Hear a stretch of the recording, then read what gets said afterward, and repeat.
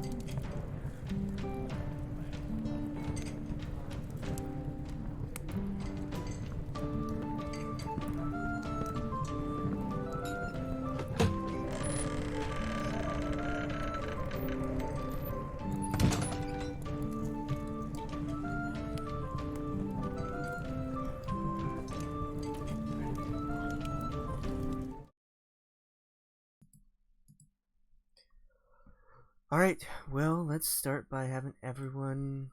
Well, it's been a while. Uh-huh. It's been long enough. Would anyone like to try and recall what happened last time?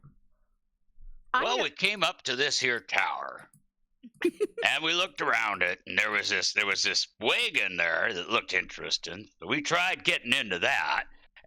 We tried a whole bunch of things until we basically blew it up and almost died. So then we saw this scaffolding and a hole up above the scaffolding in the tower. I didn't tell you, the door to the tower just ain't got nothing on it. Ain't got no hinges, ain't got no knob, ain't got no locks. It's just this slab. So we couldn't get in.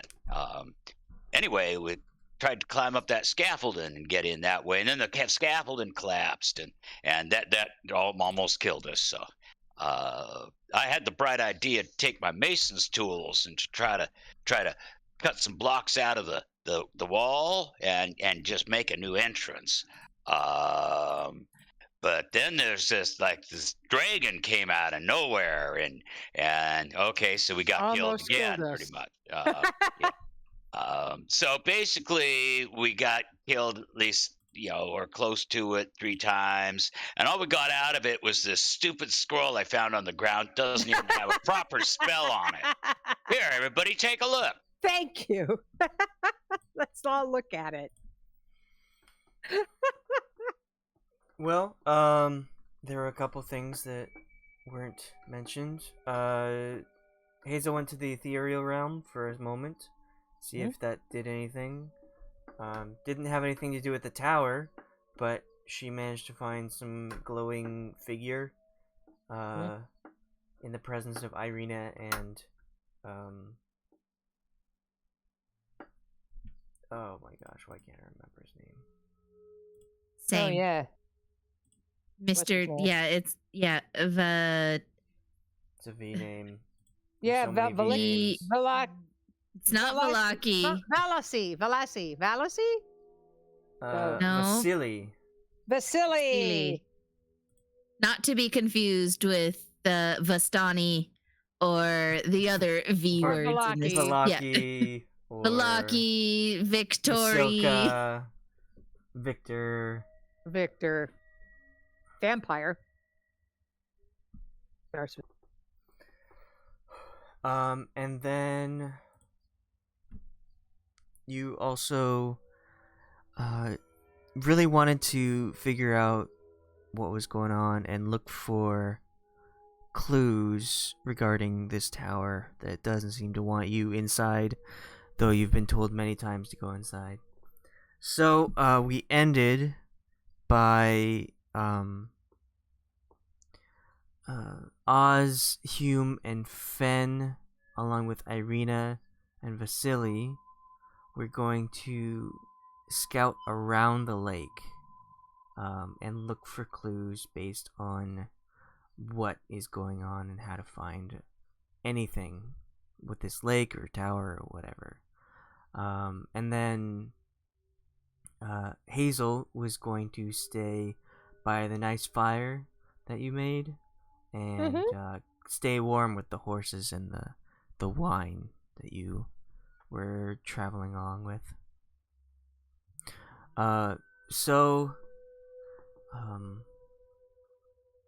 as you head out, the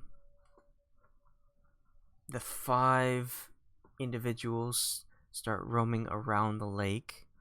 It's kind of a horseshoe shape since this tower is on a peninsula into the lake. So you start heading towards the edge and walk into the forest. Hazel, is there anything you would like to do while you're waiting for your comrades to find whatever it is they need to find? I'd probably spend the time studying my spell book or something, but I really don't have anything like items or anything I need to get. I'm just there by myself, right? Yes. You got I'll 2 just horses keep to 'em. keep you company.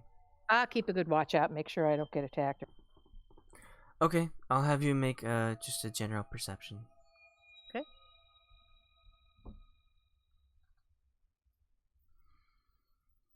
Ooh, bad. Okay, that's awesome.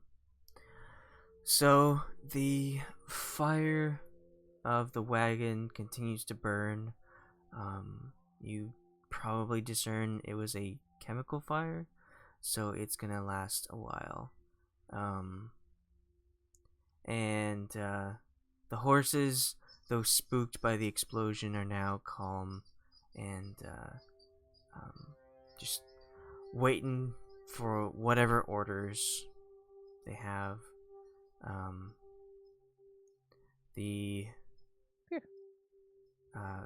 After the 5 others leave your presence, the lake is quite calm, peaceful, quiet. The only sound is the crackling fire of the wagon.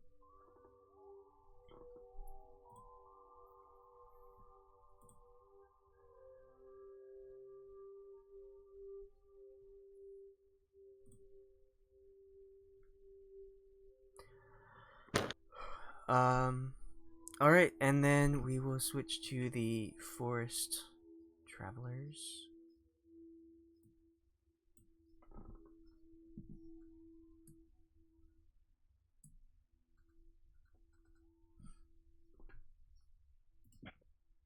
Yeah, I didn't remember leaving at all. I knew we talked about it, but I didn't know we were leaving. I asked who would go and who would stay. I do remember that I said I'd stay, yeah. And Hazel said that she would stay with the horses. So because there was not going to be any kind of path for the wagon to go. Well, no, I remember all of that, but then I also remember it was like, yeah, this is solvable. Like, that was after the session, though. I see. I see. That was Yeah. It's just I was under the impression we were going to look around the lake in the vicinity of the tower, not go around the lake. But that's okay. Yeah, I guess how big was the little horseshoe thing that the tower was on? I did say that it was like a mile, I think. Where is that map?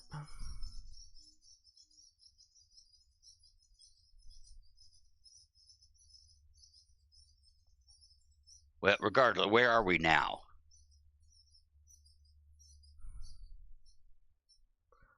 This map is always hard to find. There it is. Okay. So yeah, the map was, or the lake was like a mile wide. And then you would travel around the horseshoe style and then meet back. And you determined that a mile wasn't that far around, and you would be back by nightfall.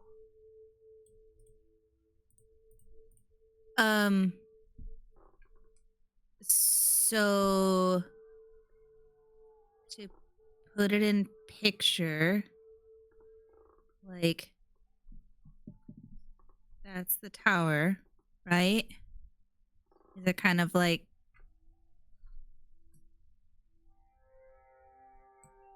something like this? Yes. Okay. So where are we though right now?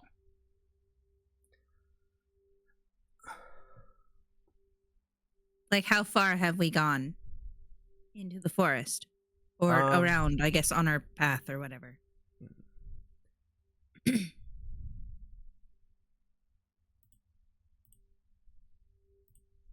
So, you would have like maybe gone this far.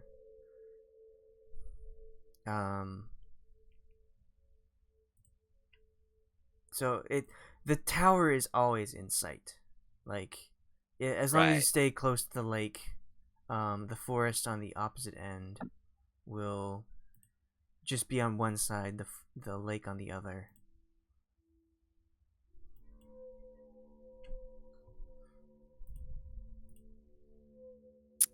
Okay. Well, and yeah, that's trees and whatnot on that side.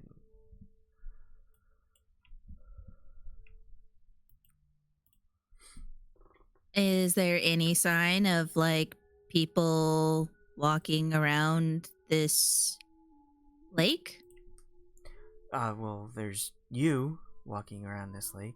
But I will have the three of you, or Sir Pratchett, if he's doing stuff, make investigation or survival or perception checks.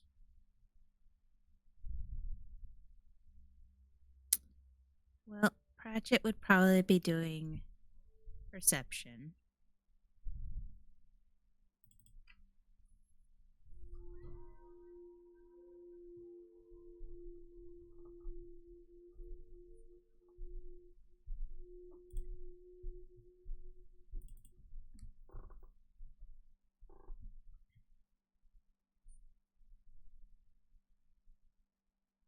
And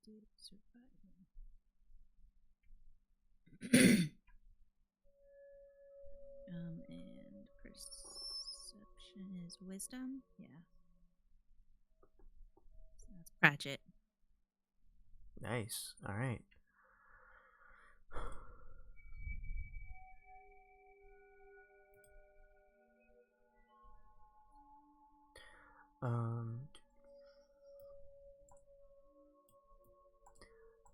So, you make your way after about 20 minutes of walking towards the northern part of the lake.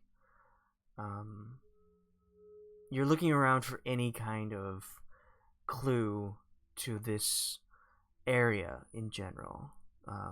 Maybe not the tower specifically, but this area seems pretty odd to be here and then just want outsiders out, and a random tower in the middle as a beacon to whomever lives here.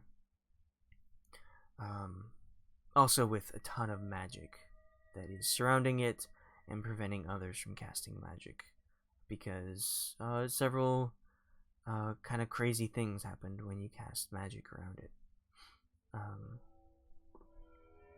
But as you are walking, and you are probably to the top left part of the horseshoe you see there, both Fenn and Sir Pratchett notice, while there haven't been any kind of signs of people walking for this most part, there haven't been anything out of the ordinary other than like wildlife. You both see some footprints of shoes at this top left corner of the horseshoe. They seem to travel kind of erratically, nothing specific. They're not traveling in a line, either horizontal or vertically. They just seem somebody's walking. Several pairs of people are walking in this part of the forest. And Sir Pratchett notices that as he's looking around, and with his military kind of experience with Barovia or pre-Barovia, he notices that several things are purposefully placed in such a way that would hide a presence of someone. Kind of like someone's trying to survive, like Bear Grylls would cover his tracks in such a way. Oh. I assume Pratchett tells us this, points it out. Yeah, probably. And he'd probably tell Fenn. Yeah, first. and I will tell the rest of the group. It's like, Pratchett says he's noticed that it seems like somebody's hiding their tracks. Like, it's just a little too perfect. Certain things are. There's definitely someone in this forest. Well, yeah, I'd expect it would sooner or later would run across somebody.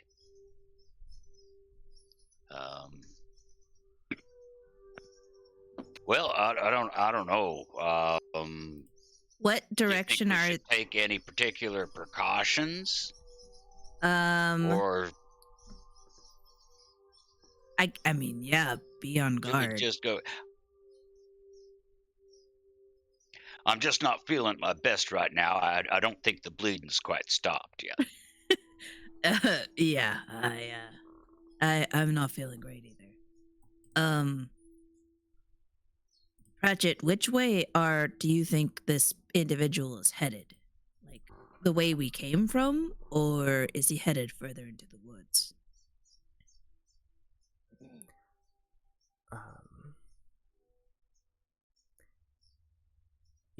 It's quite hard to it's quite hard to tell. Seeing as they are trying to hide themselves. I just noticed the signs of them not wanting to be found. I see. Is anybody else feeling a little, I don't know, off about leaving Hazel back all by herself? I mean, I guess a little bit. Like, she could get bored and just try and storm the tower, and I guess it is getting dark, and if there is an individual in this woods, I don't think we want to run into them right now if they are a foe. Well, I'd maybe we much should sooner head back. have a nap first if you catch my drift. But Yeah. If everyone's maybe- not feeling too good, I can give a little bit extra just as a boost of courage. I mean, we've been doing that all well, day. it's not the courage. It's the fact that I'll probably be dead if we actually have any kind of encounter that it becomes violent. That's what I'm saying. If I cure some of your wounds, you might be a bit more courageous in not dying so quickly. Well, the point is, unless you've got some real big healing powers there, I'd still be dead. He'll come over and touch your shoulder and cast Cure Wounds. So 7 healing. And he'll do the same for Fenn. Yeah. 7. You'll get 11. Sweet. What time is it right now? What? Oh gosh, what time is it? Game time or?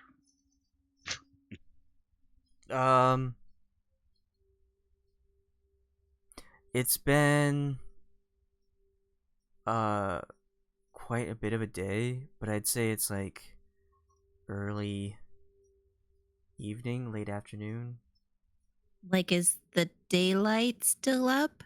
I guess there's no sun, so that's kind of hard to tell. Yeah, the way you would tell is if how long it's been since you last slept. So how you'd have to judge hours on your own. I see. I mean, I guess, like, maybe let's check this, like, keep trying to follow this knot path or this hidden trail for, like, maybe another 30 minutes, and then we'll head back. 15 minutes, then we'll head back. Well, then we'll be halfway around. That's a good stopping point to turn around and go back. Yeah. All right. Yeah, I just opened it. I got thirsty. Okay, so you're all a little bit healed better. Words are hard. And you kind of like press on just to figure out what this is, and at any kind of first sign of terribleness, you'll turn around and skedaddle. But as you're walking, you see that the forest line ends and a large hill is facing the lake.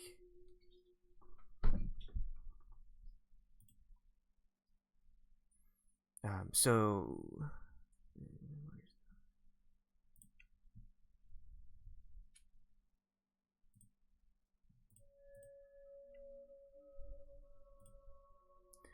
Please move here.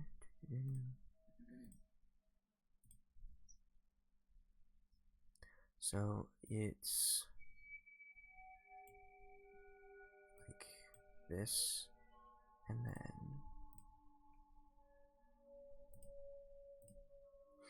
you got the forest.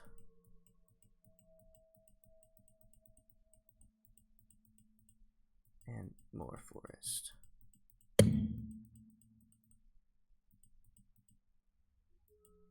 So it's a bit of a clearing with the hill here. And you look out across the lake, you still see the tower, you still see light from the fire in the center. Hazel's just a speck on the horizon. And with those amazing rolls, Sir Pratchett hears the sound of leaves rustling and grass moving, and lets you know that somebody is approaching. Something is approaching from the hill. Kind of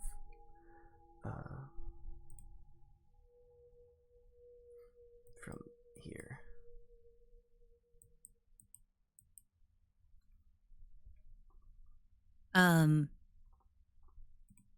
I'll let the group know there's something coming up ahead. Maybe we should hide.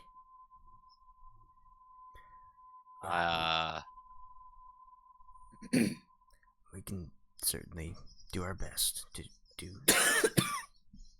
Flank over there.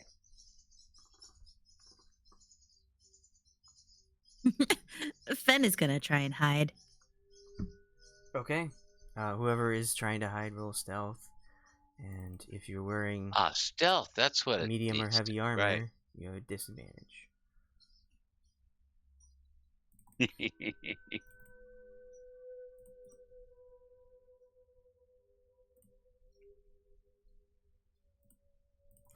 And then Am I not wearing armor? Oh yeah, I'm wearing chainmail. I should get better armor.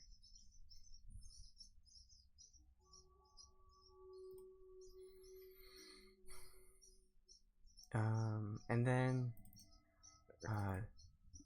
Irina and Vasily are just kind of like quiet, unsure of what to do or say.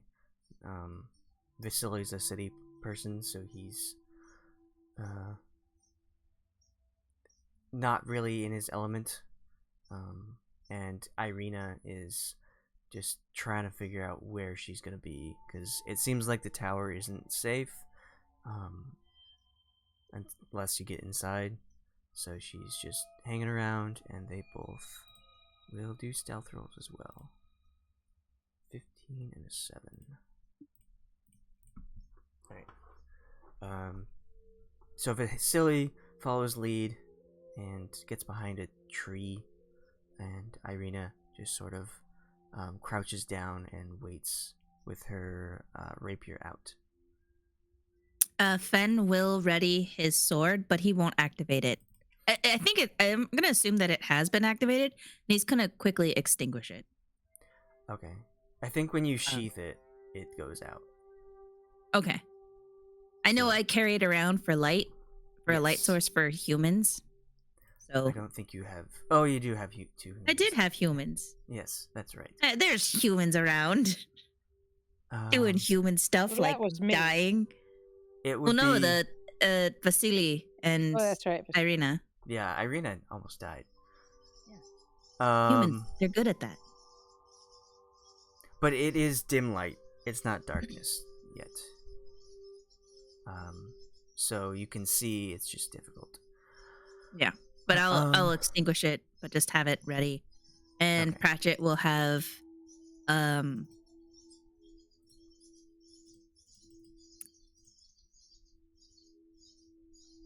man, should I have him cast this? It lasts for an hour. I'm gonna have Cratchit cast comprehend languages. Okay.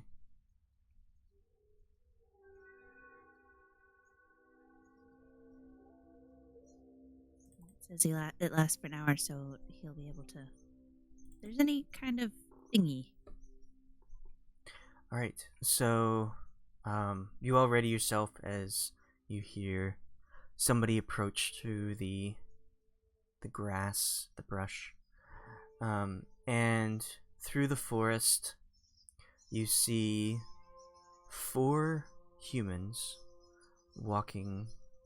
They seem to be wearing fairly normal clothes, as although a bit tattered.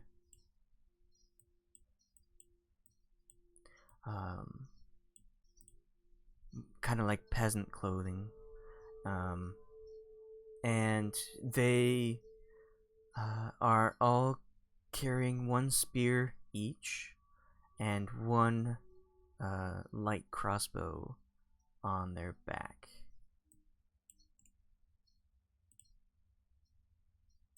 So you see these 4 humans kind of like meander in. They have their spears in both hands, as if they're ready for anything to spring out at them, and they have a sort of determined look in their eye. And by the way they're walking, it seems like they're trying to be quiet, but it is very much not working that well. You hear with each step, grass rustling and twigs slightly breaking, and so these 4 individuals walk into sight. What would you like to do? Are they walking towards us? They seem to be making a perimeter, following the edge of the bottom of the hill. So are they moving towards us or away from us? So you're facing sort of northwest, and they're heading southeast, but they're not directly walking towards you. They're kind of walking to your right. Well, I mean, I'm hanging back and hoping they just walk past. Okay. The same. Unless right. they're talking, then I want to hear their conversation.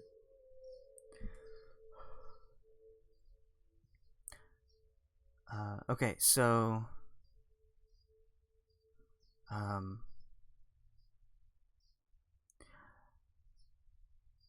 Vasily will very lightly, like uneasily tap on Fenn's shoulder to get his attention. I just look at him and just Okay. kind of do like a shh, like I put my finger to my mouth, and then just be like, do like a kind of shake my head like a what? He'll point in the direction of the 4 and like have a worried look on his face, and kind of gesture over to them as if he wants to talk, but he doesn't want to be the one to make the first move.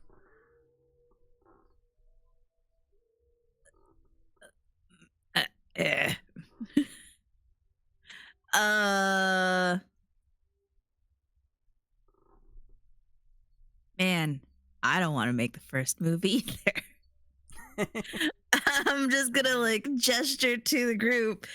This is like very aggressive, just signing, but trying to be as quiet as possible, just like pointing at them, and then an X, like making an X mark, and shaking my head back and forth, like no. Okay.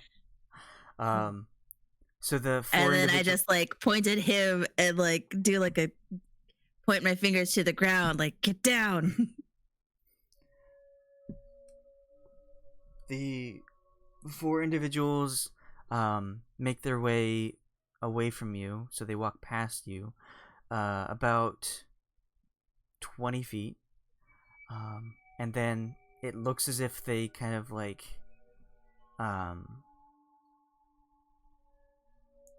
relax. So they were on edge with their hands and their on their weapons, and then as they made their way past you and closer to the lake, watching over it, they stop and like relax, take one of their hands off their weapons, and they start talking.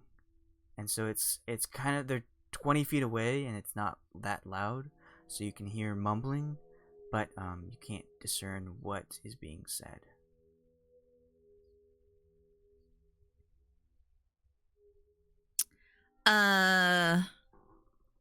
Might not be a good idea, but I think Pratchett would try and get a little closer to try and hear what they're saying. Okay.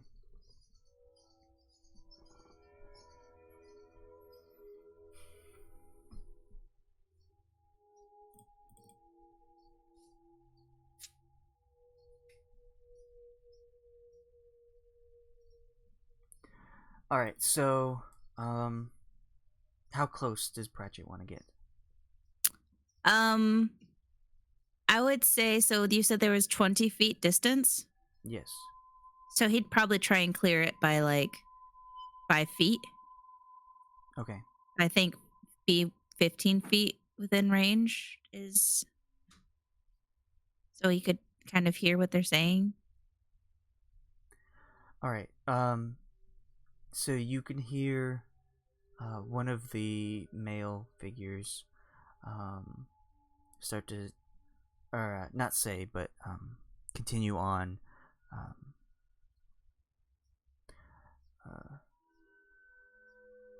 I don't think we'll ever find what we're looking for. It's hard.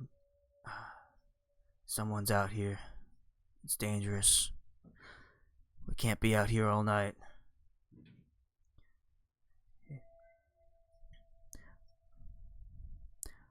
But what about the hunter? We gotta take care of him. He can't be following us all night. He can and will. He won't stop until we're all dead. Is that a fire in the tower? Damn it, Hazel! Not in the tower. But at the base. I don't know what you're talking. Oh, yes, it. Someone seems to start a bonfire. That's rather weird. Wasn't that where the wagon was parked? Do you think the hunter did that? I can't imagine he did. Send it to us. As long as we keep in groups, I don't think he'll dare to attack us. Not after what happened to Kiriti. Well, do you think we should head back then?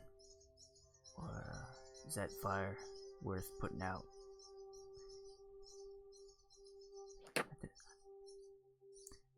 I really don't want to go check on it.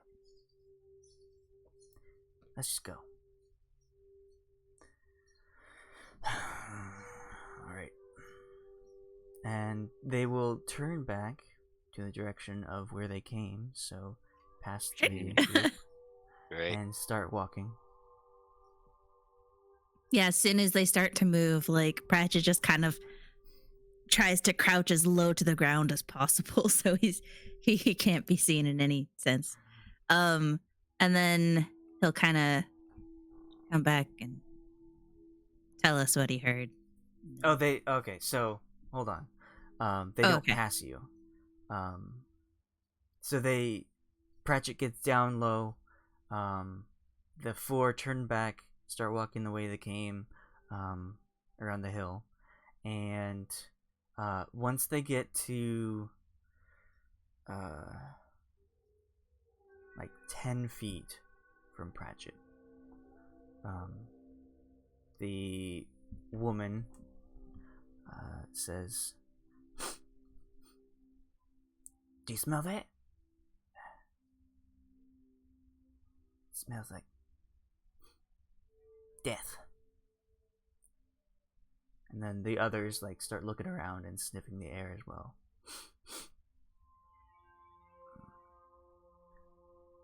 Something has been killed recently. You think it was the hunter? Can Pratchett hear this? Yeah, you can all hear this. Okay. They've gotten close enough that you can all hear this. While Pratchett's hearing this, he's going to try and make it look like he's died as much as possible. Like, just. God, I gotta. Let's see how hell he would do this. You'd have to make a performance. Oh, performance or charisma? Yeah, charisma check. Also an 11. But just trying to, like, in case they try and. He's assuming that he's the one that smells, so he's like, make it look like I'm dead. Shouldn't be that like, hard. well, I mean, yeah, he looks like this, but he's gonna try and just like do that weird like undead outline, you know, like the like what were they doing? How did their body fall like that? That kind of shape.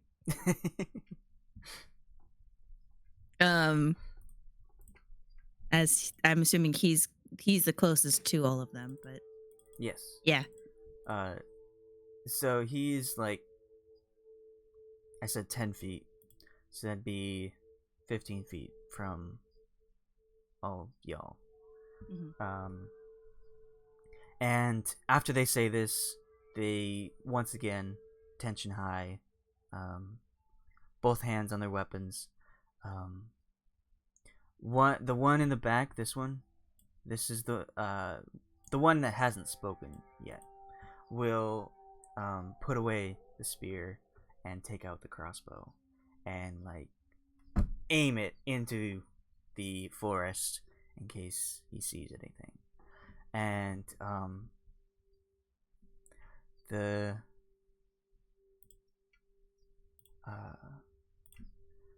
whole group will start to move again, with these two in front, these two in back. This one is the only one with the crossbow. And start moving towards Pratchett. So he notices that and just like goes limp, in a very interesting pose as if he's trying to crawl somewhere. And the group will start to walk, and they see, I mean, Pratchett's bright red outfit in the middle of the green and brown forest, and the one in the back will turn and aim his crossbow at the corpse, and then like back up around as if something has killed whatever this is. And this woman will have her spear out and kind of move away from the group. So this one's in the back, and then these two will approach the body of Sir Pratchett. And does the rest of the group see this? Like, does Fenn see what's going on? Yes, you are Okay. all 15 feet from. Mm-hmm. Yeah. I would like to pull out, like, I'd like to pick up my Mace of Terror. And what do I need to do to activate it?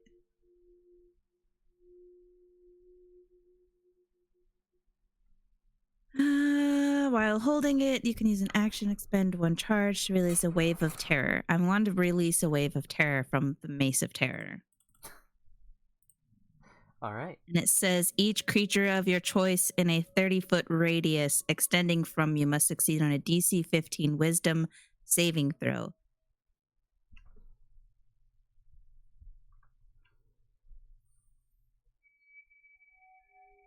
I'll just copy this and put it into chat. Come on.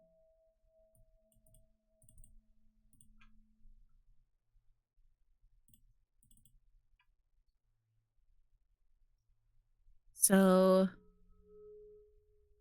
they gotta roll a DC 15, a Wisdom saving throw.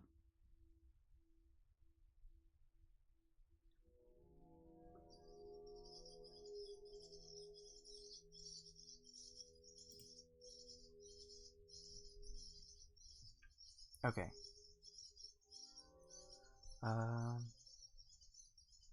You don't even have to say anything. You just pull it out and it works. It just does it. It just fear me.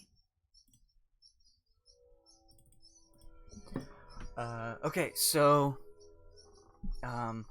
these two have their spears out, ready to poke and prod Sir Pratchett's body.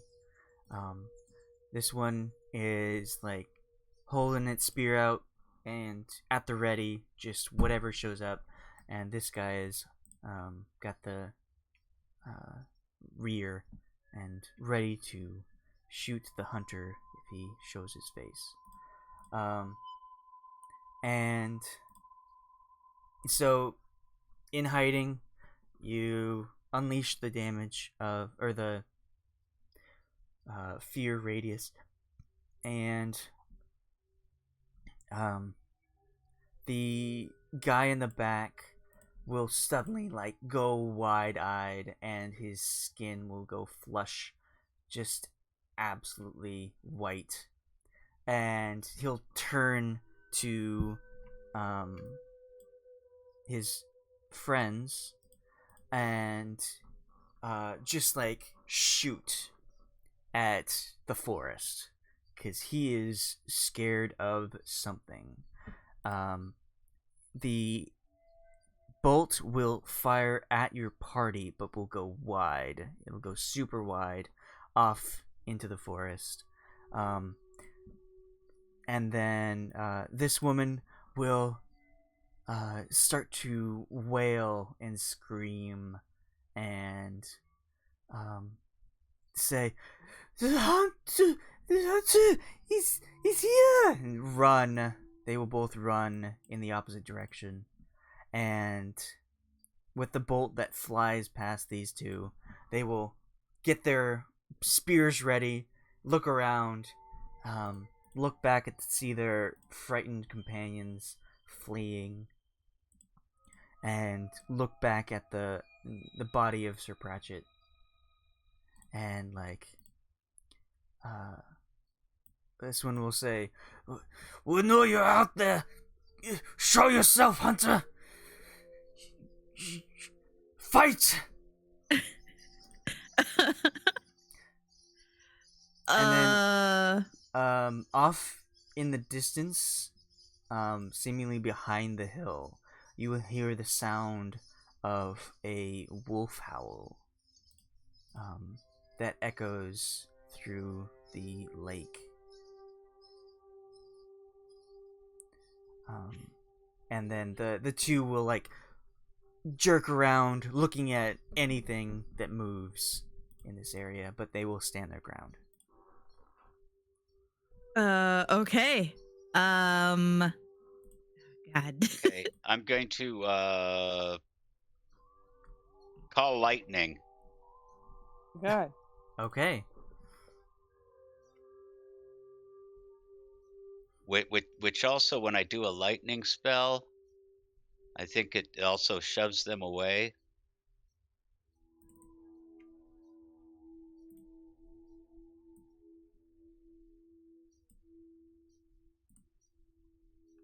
So what do I, for description, all this shit, forgot.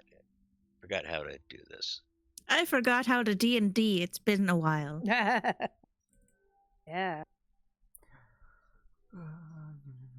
Deck save. Oh, Is there's it because of no your Tempest Cleric or Storm Cleric or whatever? Yeah. Okay.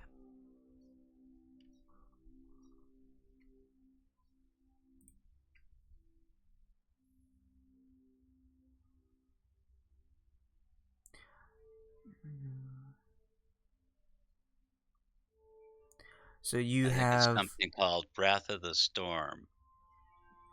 Is it Wrath of the Storm? No, it's that's thunder Thunder damage. Strike. It's Thunderbolt Strike, yeah.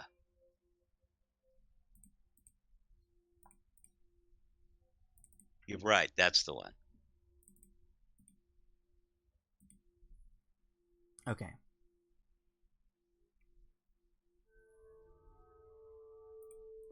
Up to 10 feet away from you. Alright, so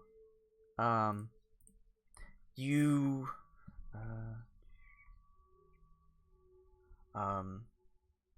you say the sacred words and you have your hands moving in a certain way, and clouds will form up above. It was just overcast before, but now darkened clouds will form straight up.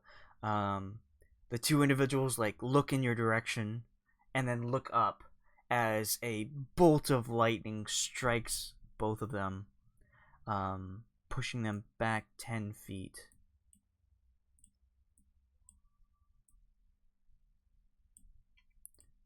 In that time, Pratchett would like to try and roll farther, like create more distance and roll more towards us.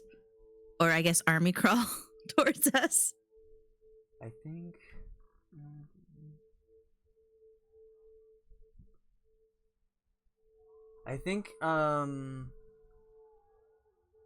No, never mind. Does he also get hit? No, I was thinking Okay. maybe, but if you position it right so it's right behind them, then Sir Pratchett would not get hit, and it would hit them and push them away.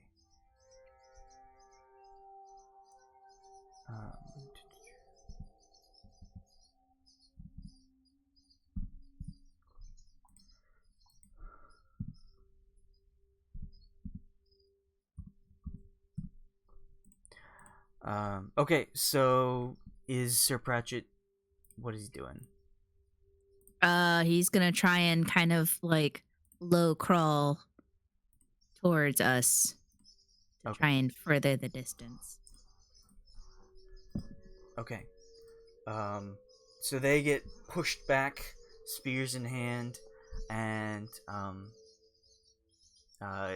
both of them seem to be hit pretty bad. But they do see Sir Pratchett crawling away. And the woman will say, "It wasn't dead. This is a trap. The hunter. Pratchett is going to, as soon as he realizes, he's going to get up and take his hat off and like Book tip it. And then he's gonna book it. Okay. Dun, dun, dun, dun. Yeah, he's gonna be like, not a trap, and then run away from them. Okay.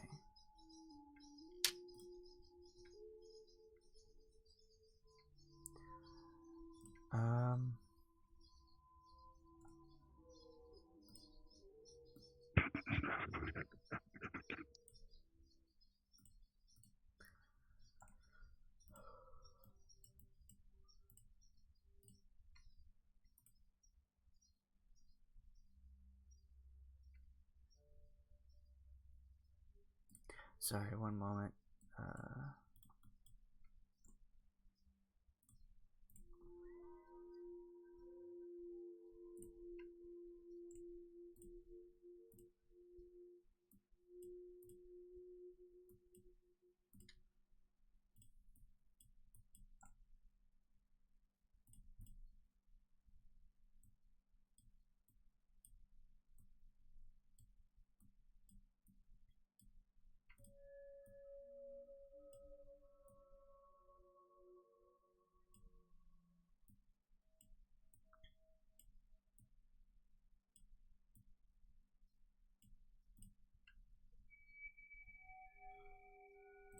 Okay.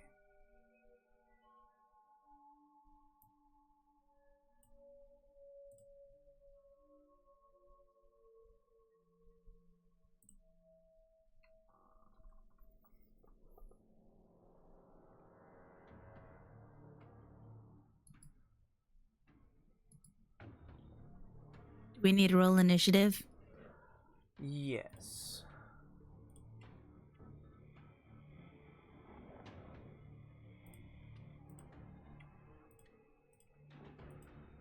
Nice.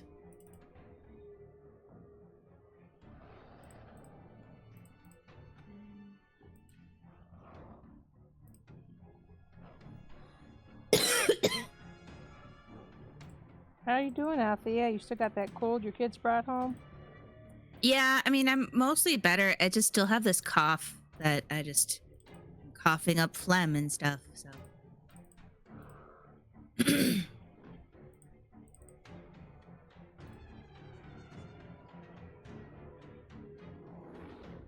Did you get some postcards? We did. Nice. Took them to the playhouse to hand out to people. Wouldn't they have been great to have last week? That was. It would have been perfect to hand out up there. It is what it is. Yeah. Like I had printed handouts for Alex that he distributed around town. Oh well. Oh, but he ran out. Yeah, I had printed 100, but he was distributing them like around town, like everywhere. Oh. For the Toto photos. Oh.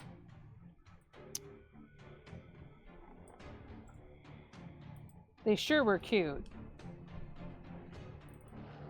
Things you put around stuff. The what? Those frames and stuff were super. They turned out. Oh, yeah, all the logos. Border of logos. Make sure everybody's on there.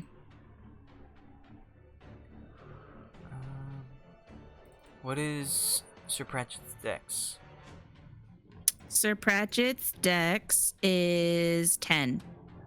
Okay, so he goes after them, or the woman. Dang it. Yeah, because she has a bonus to hers.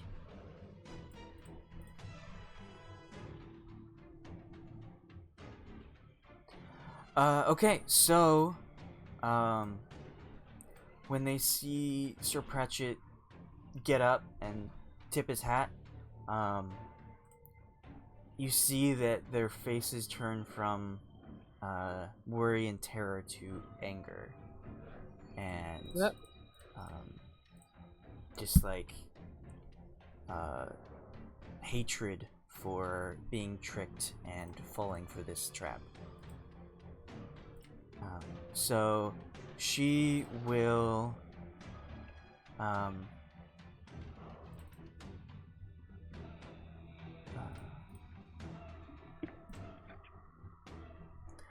she will run up to Sir Pratchett. He is no longer prone, right? No, yeah, he's up. Okay. And I want you to make a strength with Sir Pratchett. Ooh, he's got an 8 in strength. Alright, it's a 10. Oh, jeez.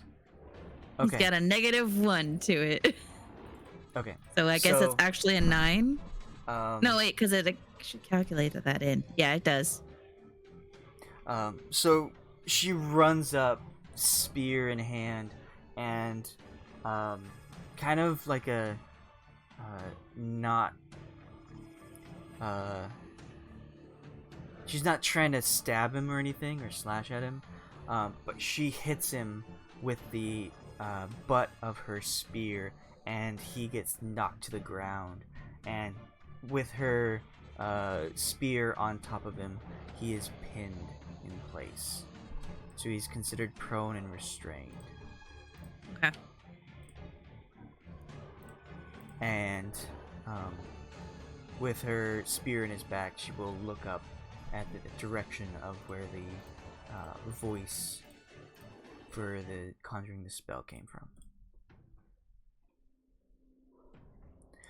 And she will say, there's a bit more ferocity to her voice now that she's angry. And she'll say, "Right! Get out here! Show yourself!" And this guy's still running, still afraid. And then Pratchett, it's your turn. Pratchett's gonna say, he's gonna try and use diplomacy, and say, not a trap, just didn't want to die. Roll persuasion. No, persuasion. Yeah. So charisma. 15. All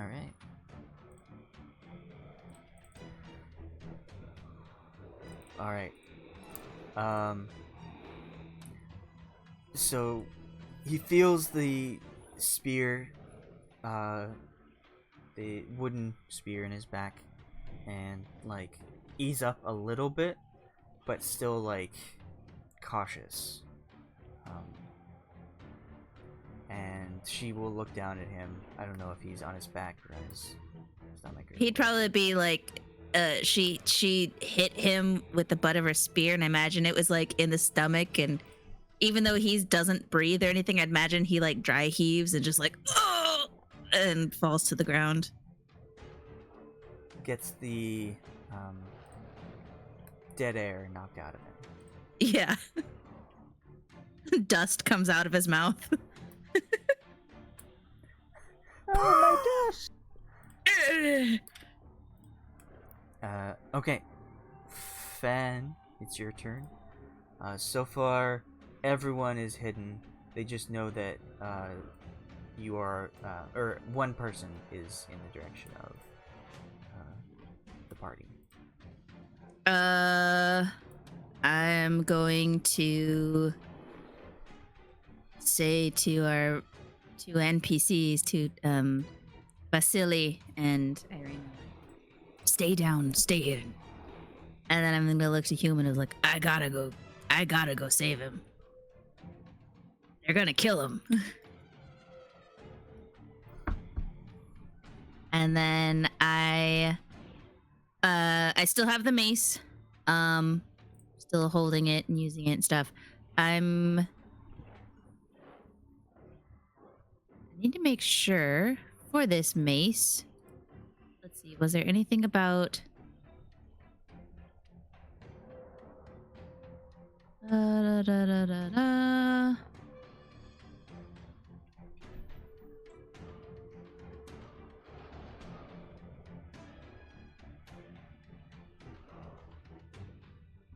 Okay. I believe I'm going to use Misty Step.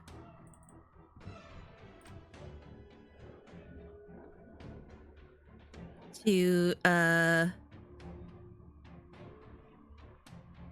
get here. It's my last 3rd level spell. But I would like to land on Pratchett, but I don't want to. I don't think I can. Like, I don't think I can use Misty Step to teleport to a spot. Yeah, it's unoccupied. Yeah, so there's that. That's my last 2nd level spell. And I am teleporting here. And saying,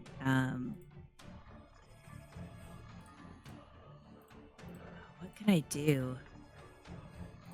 Can I use another wave of terror? I think so. Because it doesn't say it breaks concentration or anything. It just says it happens. Yeah, and I get 3 uses. And it's an action, so that was my bonus action there. So yeah, I guess I'm gonna use another wave of terror. So they'll have to make another DC 15 wisdom saving throw. And so I'm gonna show up behind her and still holding the mace. I'm just gonna say, like, it's best that you just flee with your friends and get out of here. Leave us alone.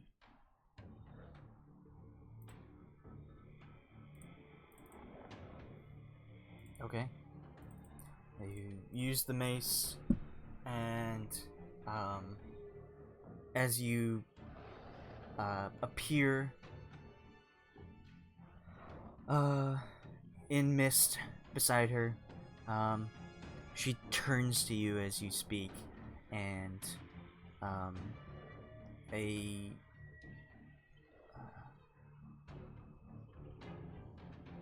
toothy scowl will be returned in your attempt to frighten them.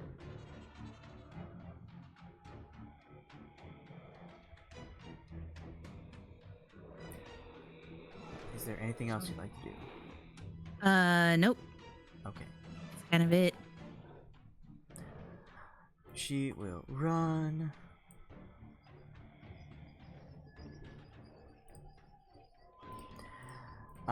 But stop here and turn around. But that's her turn. Hume will. Oh, geez, what is Hume gonna do?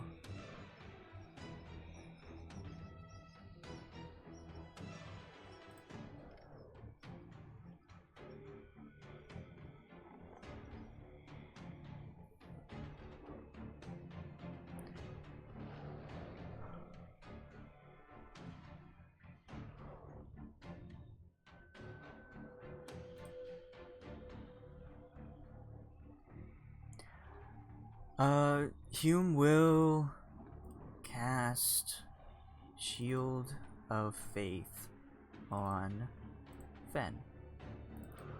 On me? So you get a +2 Yeah. to AC. Made a 23. And where's the little shield symbol?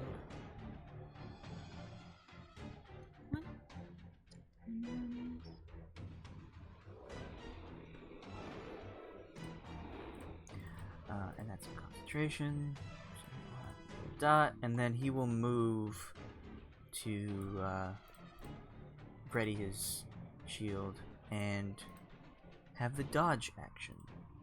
So whatever comes his way, he'll be ready, defending Irina and Vasily.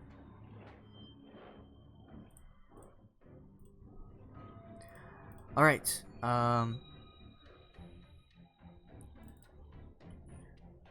Oz, what is your dex? Your dex score?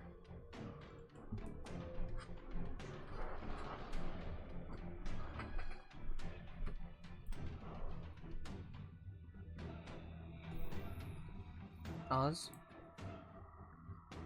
We couldn't hear you, Oz. Muted? Are you muted? 15. 15. Okay. So you go before this guy. So it's your turn. All right. Well, I light my beard on fire and run screaming out from the trees, waving my warhammer.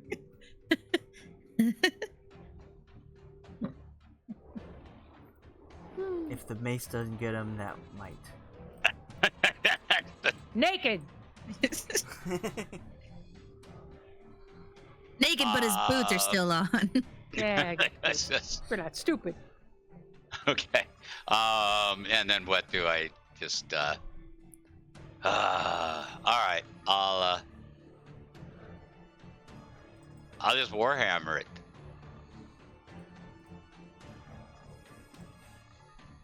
Okay, so you are running to here? Yes, exactly. Okay. 23 hits.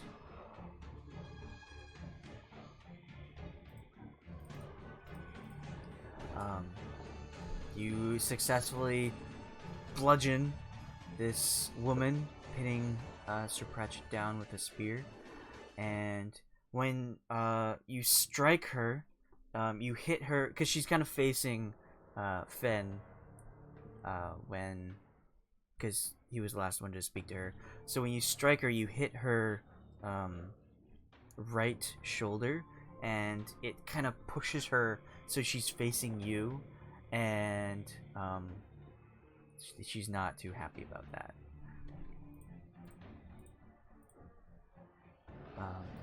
But is there anything else you'd like to do?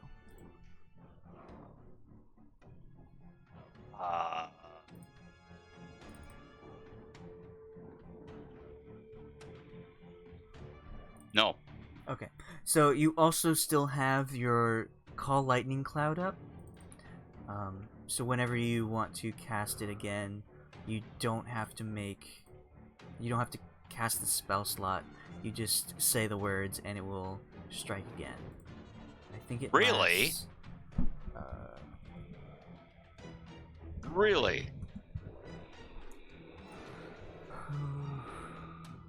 concentration 10 minutes. On each of your turns until the spell ends, you can use your action to call down lightning again in this way. Oh, well then, sorry, I did not know that. Then I would certainly like to call lightning on both of them. You can only put it on a spot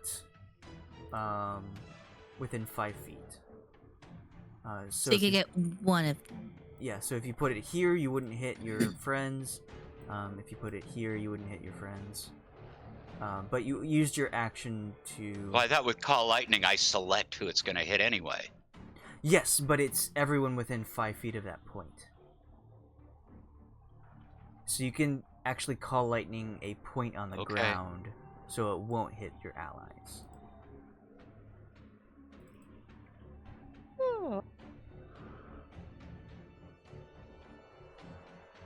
Weird.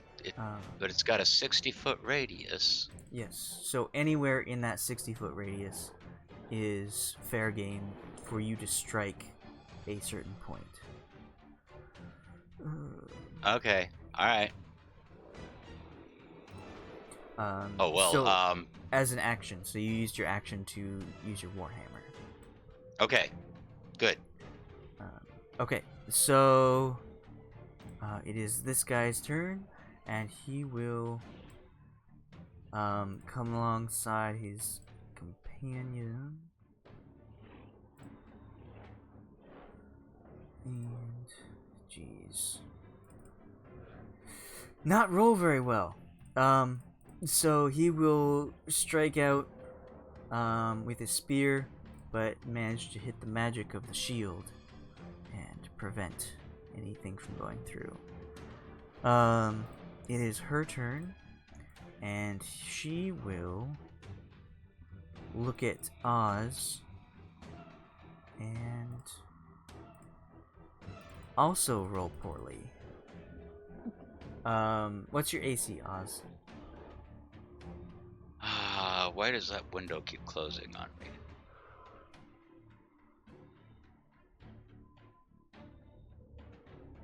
$18.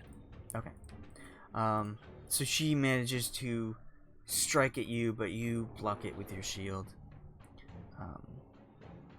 Effectively not taking any damage. This guy will continue to run.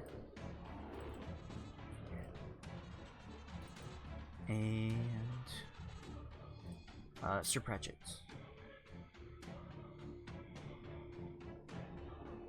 Oh, it's Pratchett's turn? Yes, it is. Can Pratchett still do stuff even though he's on the ground? He is still pinned. But Okay, yes, he can do stuff. Sorry. Like he could cast stuff. magic missile?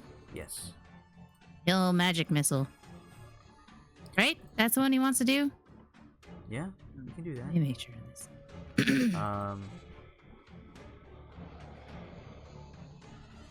What does being poisoned mean? Disadvantage on attacks and ability checks. I guess he's gonna ray of sickness this lady on the ground. Okay. Does Ray of Sickness have... Okay, so you're making a ranged spell attack. So you are within 5 feet, so it'd be a disadvantage. Oh, you're right. A creature within range. Range 60 feet. Never mind. Magic Missile Always is also hits. a ranged spell, isn't it? But it always hits. Interesting. If you're within 5 feet of a creature attacking with a ranged attack, you have disadvantage. It honestly looks like most of his spells are range spells. But magic Except missile for- will hit anyway. Magic Missile will hit anyway. I understand that. It's a I think Toll the Dead is a saving throw.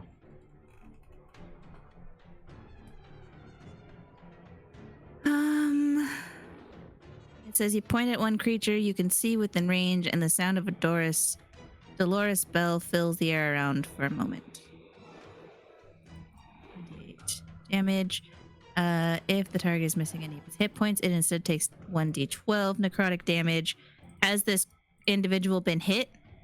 Yes, they both got hit by the call lightning. And then I bludgeoned her. So I guess that's what he would try and do is do Toll the Dead. Okay. So Toll the Dead. Toll the DC Dead. 14. Alright. Apparently it's a 7. Unless they failed and they took damage, then it's a D12. Then it's the 11. Yes, indeed. She snarls at the air as if hearing something you can't hear. He just kind of like, he's on the ground and he just kind of points a finger towards her. That's the one, officer. That's the one that assaulted me. No, I was just laying there, doing nothing. no cause. oh That will be Bradgett's turn. Okay. It's Fenn's turn then. Okay, Fenn's gonna get into position. Can I can move here, right? And I'm not out of contact with this guy or this guy. Right. Yeah, cool. But I have advantage on this individual, yeah? Yes. Okay. Uh,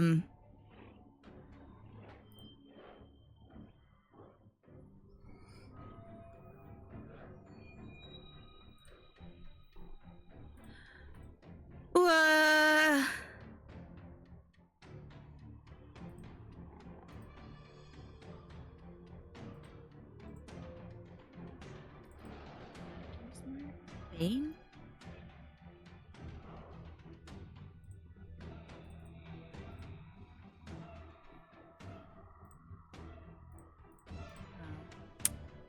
It's not that cool. Kind of faked you out there, didn't I? Yeah, Bane sounded cool. And then it was bad. It wasn't anything helpful. I really don't want to hurt these people, but I guess I will. I am going to do bonus action Hunter's Mark on this lady.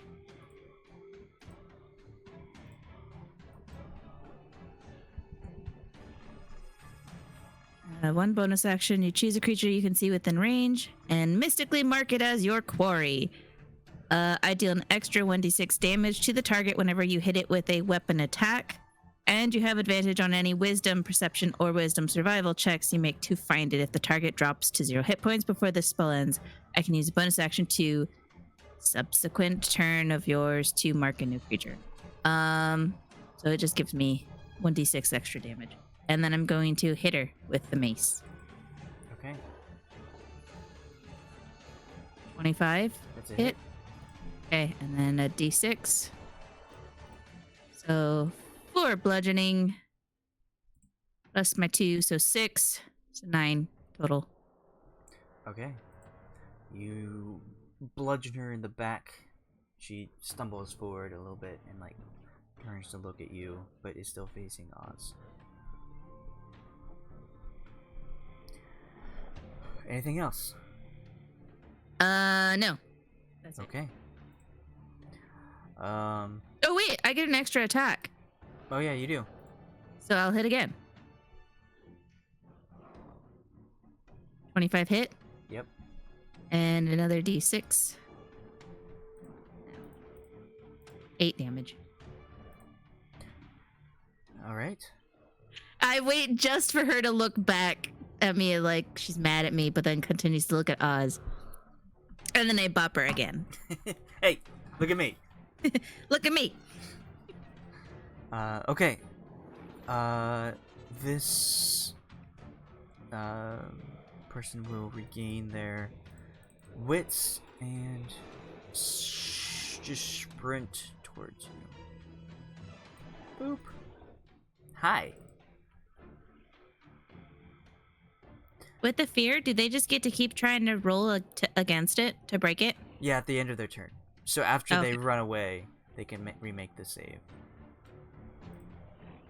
But that's her turn, because she used her entire turn to get to you. So Hume, not really sure what to do, because seemed like he got it. Right? You got it? I don't think I got hit. No, nobody got hit, I don't think. Oh.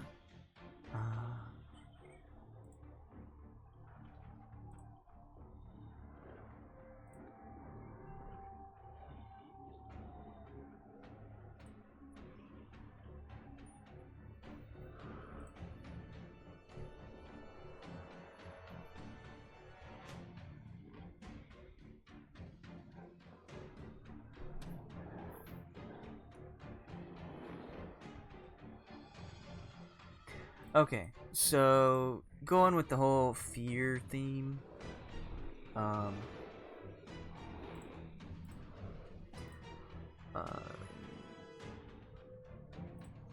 should make a new token for this.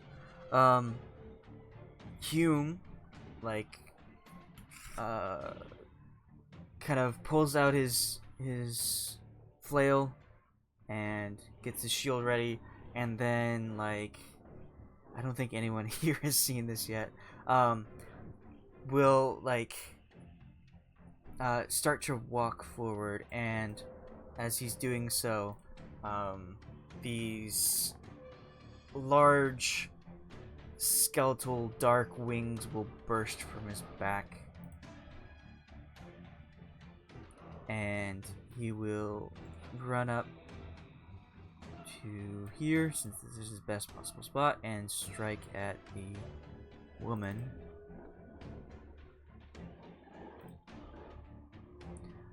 That hits. And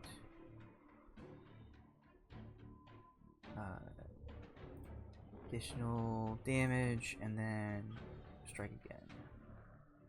That'll hit. Alright.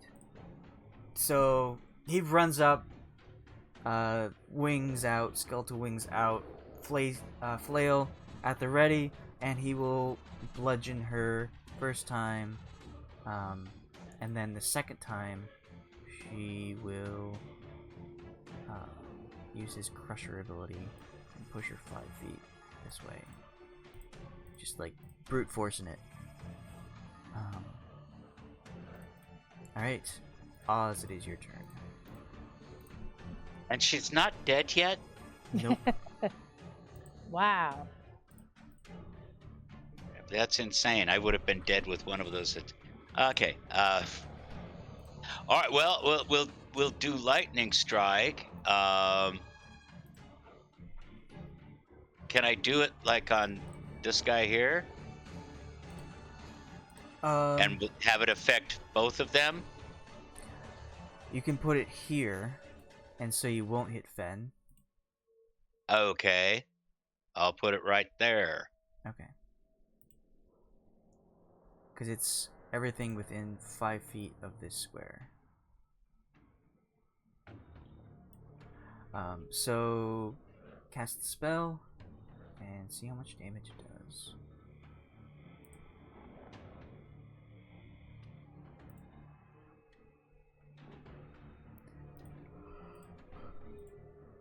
Alright, that's a lot of damage.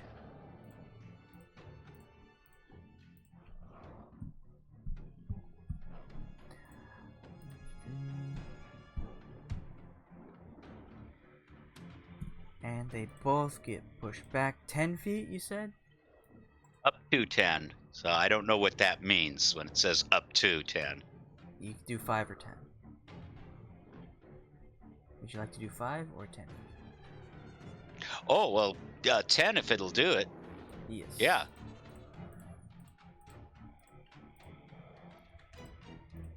Alright. And that's it. Okay. It is this guy's turn now. Since they were both moved, Pratchett is no longer restrained, but he's still prone.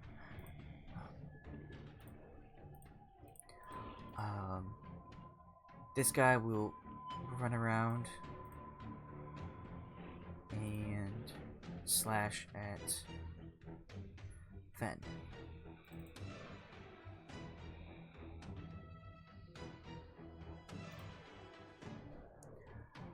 This time he does hit. Finally. So he hits you with his spear and does 7 slashing, and with his second attack he will reach out and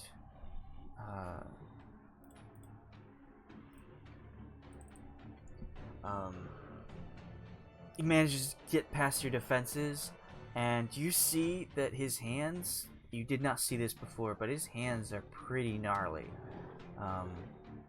As he reaches out and slashes at you, I want you to make a Constitution save.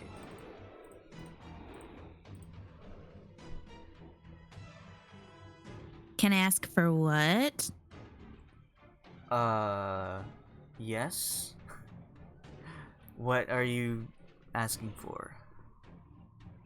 Like if it's poison? It's not poison. Okay. So Constitution save? Yes. Okay. Alright. So, you feel something inside you. As if something's trying to get out. But then you suppress it and only take the 7 slashing from the spear.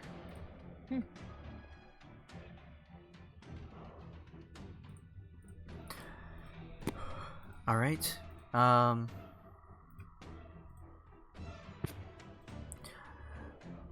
So it's her turn. She will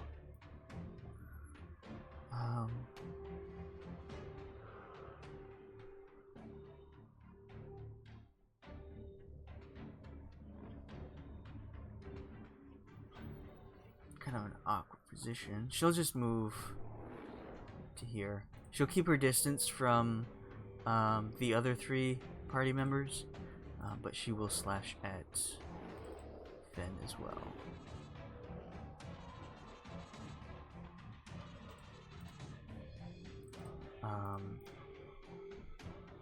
And from behind you feel slashing, and I need you to make another con save. Okay. Alright. 16. And then what's the damage? It is 9. Okay.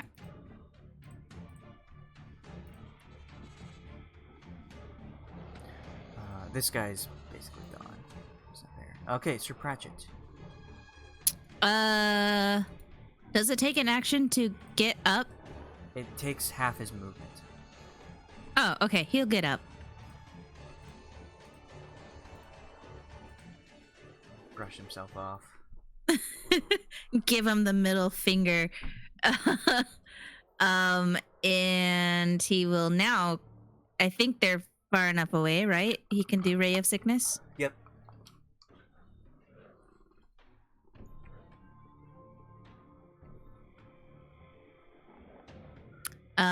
And he's going to do it to the lady. This one. And Ray of Sickness.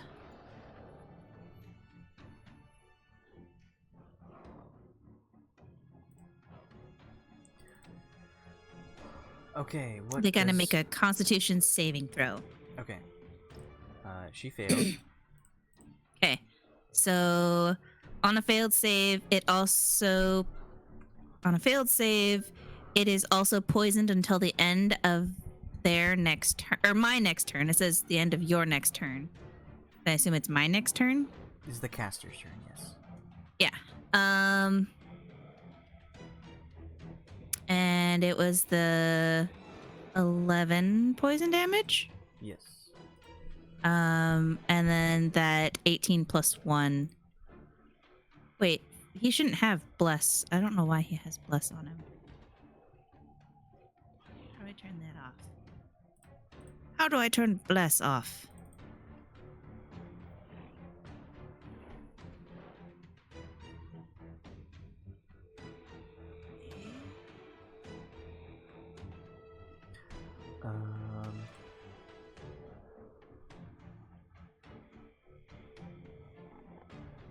Don't know. Let's see where I can turn it off.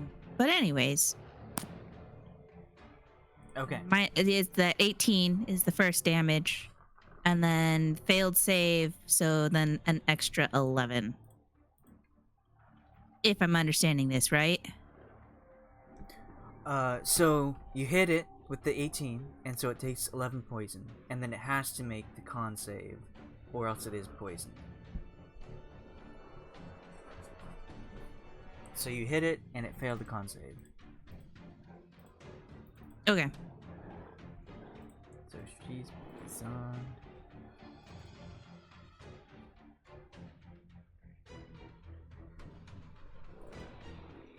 And Fenn. Oh, excuse me. The 18 is the attack roll. Yes. And the 11 is the poison damage. Yes. The 2d8. Okay. Let's see. Fenn is going to cure wounds himself. Cool. That's a good idea. It's an action. So bloop. Have no other spell slots. I can only do it as a level 1. So I heal myself for 11. Something.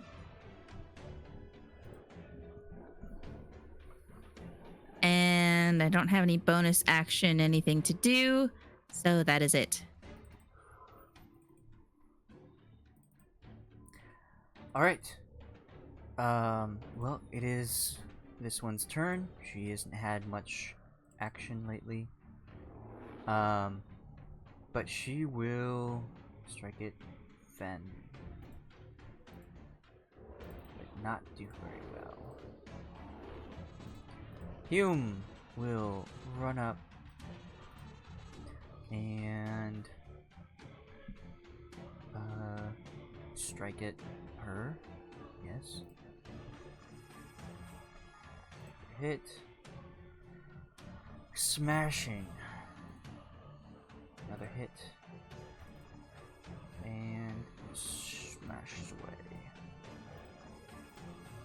with his crusher feet. Okay. So they're all like still up and raring to go. The only one that's like kind of feeling it is the one that's been poisoned. But they still look very angry at you and like ready to take you on. And as they are just readying up their next strike, Fenn A bear and jumps out of the woods. Slow down. Everybody runs. Fenn and Hume, you see 2 bolts coming from this direction. Which direction? Oh, whoops. Over here. Oh, Tree line up here. from the west. You see 2 Like bolts. what kind of bolts? Like magic bolts? Like crossbow bolts. Oh. Come out and strike her and her. And Fenn, since you are right up on there, I want you to make a medicine check.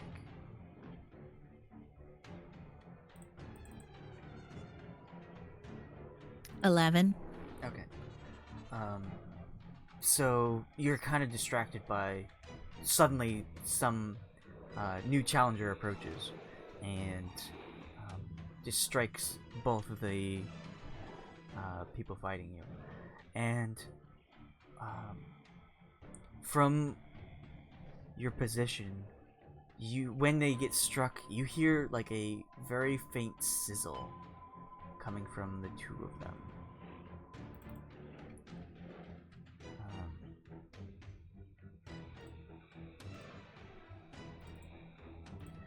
She goes down. She is out. I guess we use this one. And she looks like she is in a lot of pain. So she falls prone.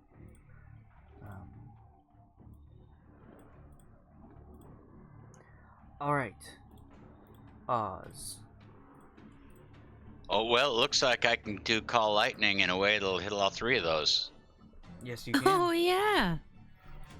So it'd be kind of foolish not to do that.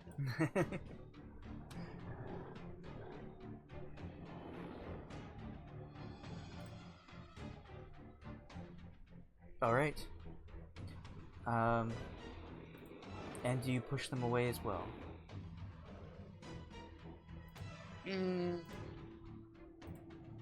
Yeah. Okay. So they are pushed 10 feet away.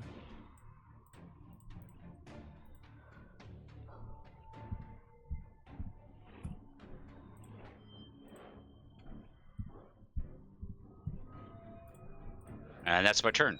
Okay. You don't want to move at all? No. Okay. That's fair. So it is this guy's turn, and he sees the bolts come out of nowhere, and he gets distracted by them, and gets hit by the lightning and pushes him back. And he says, "That's the hunter! Get out of here before we're all dead!" And he will run like hell.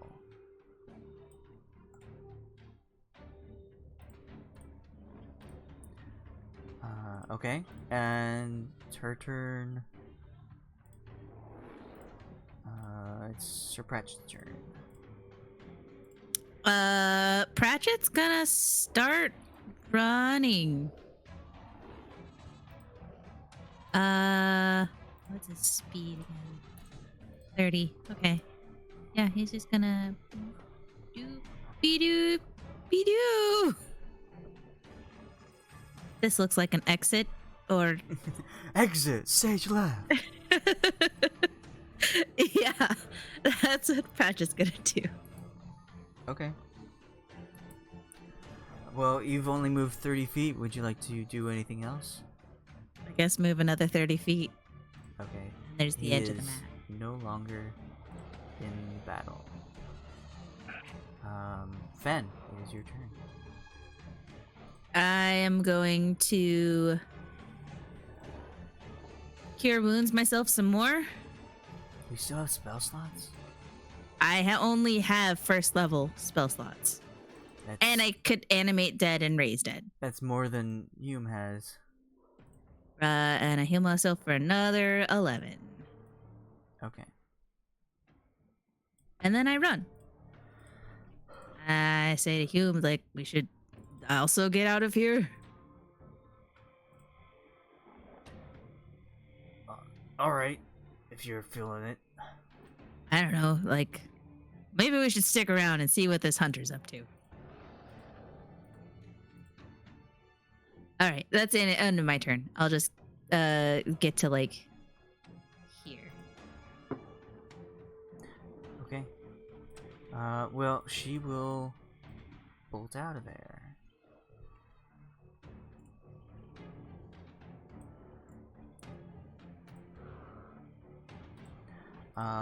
Hume will, I don't know. He'll back up. Yeah, he will back up. Return to, he was here. Return to his position in front of his guests and take the dodge action.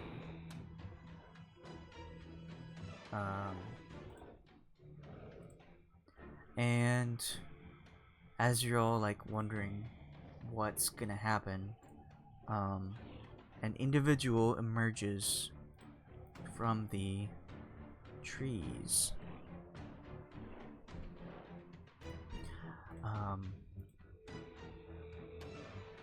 And he will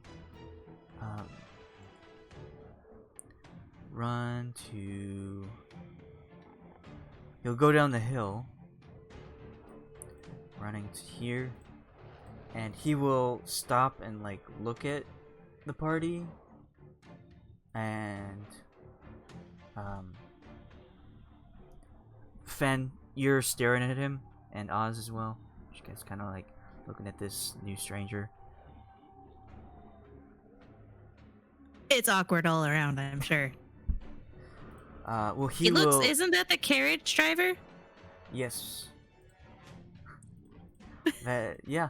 Do you remember his name? I believe I do, actually. Just let me check my brain notes. It was like Flenn? No, that wasn't it. It's something with an F.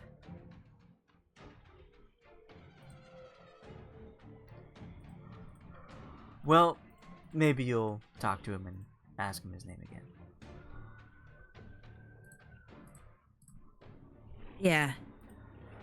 But he will look over at the group and snarl, kind of like a very deep frown as he looks at you, and then continues on. He will stop for a moment to like look at her, and then continue on, chasing the individuals. Flint. The carriage driver. Yes. Alright, Oz. You just saw this guy run past you with a frowny face. Look at the creature on the ground, the human, and then continue on after the two others. What would you like to do?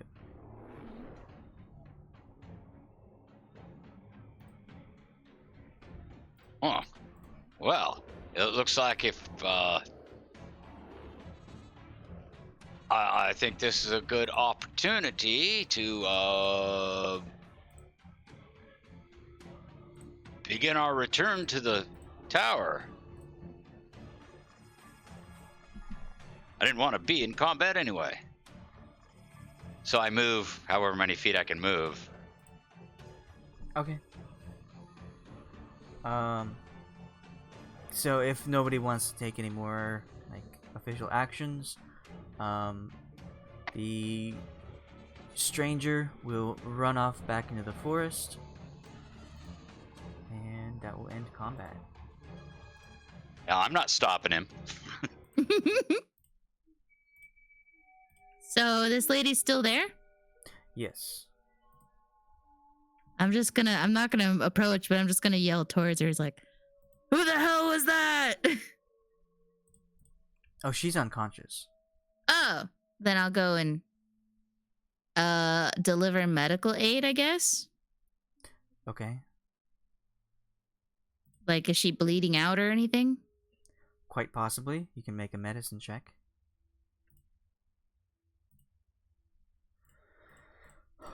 So you go up and check her. It looks like she has been near fatally wounded, but unless she receives medical attention within the next few hours, she might die. I will use my last cure wounds on her. For 5. Well, you can't be too generous. I guess. Just don't want to get you back up to full health or anything. And just make sure, like, if she's back up, I'll like step away with my hands up and be like, whoa. Once you revive her, she will like quickly look around with like fear in her eyes, like what just happened, and then grab her spear and like point it towards you again, like she's going to attack, but then like feels ill and just keeps her ground. Careful, you were near death. We don't want to fight anymore. We didn't want to fight in the first place. We just didn't want you attacking our buddy. Who was that showed up and chased you guys off? Who was that? Who is who? The man, the angry, grumpy looking old grandpa with the cool hat. Was he the hunter? The hunter showed up? Who's the hunter? What's the hunter? What does he hunt? Stay out of this area. It's dangerous. Why? Leave us alone. Stay away. But who is the hunter? What is he hunting? He's hunting us. Why? Who knows? He just wants us dead. Remember, she didn't see this guy. She just got shot and fell. Yeah, I unconscious. see. So she has no idea what you're talking about. All right. But she also doesn't know why the hunter's hunting them. I don't know. He's just... How do you know he's the hunter? Is that just what you call jerk. him? He yells at us to get off his lawn. But she will, like, limp away. She'll, like, back up and start getting away from you. I'll just kind of let her go. Go make sure everyone else is okay. Okay. So she runs off around the hill. And after about a minute, you hear another wolf howl from beyond the hill. We should get out of here. And you make your way back towards the edge of the lake. And as you are... one sec.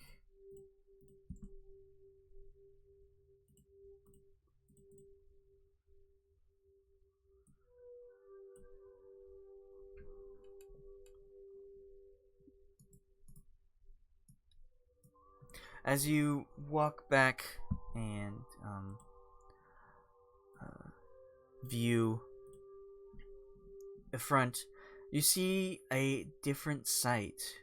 Something is happening to the tower. And we will get to that in just a moment.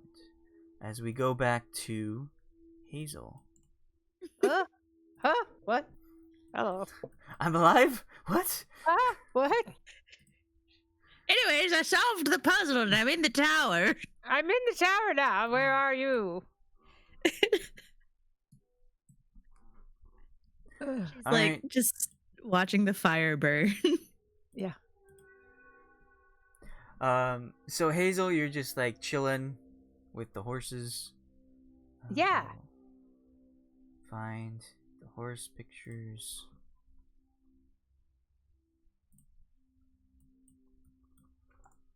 Is my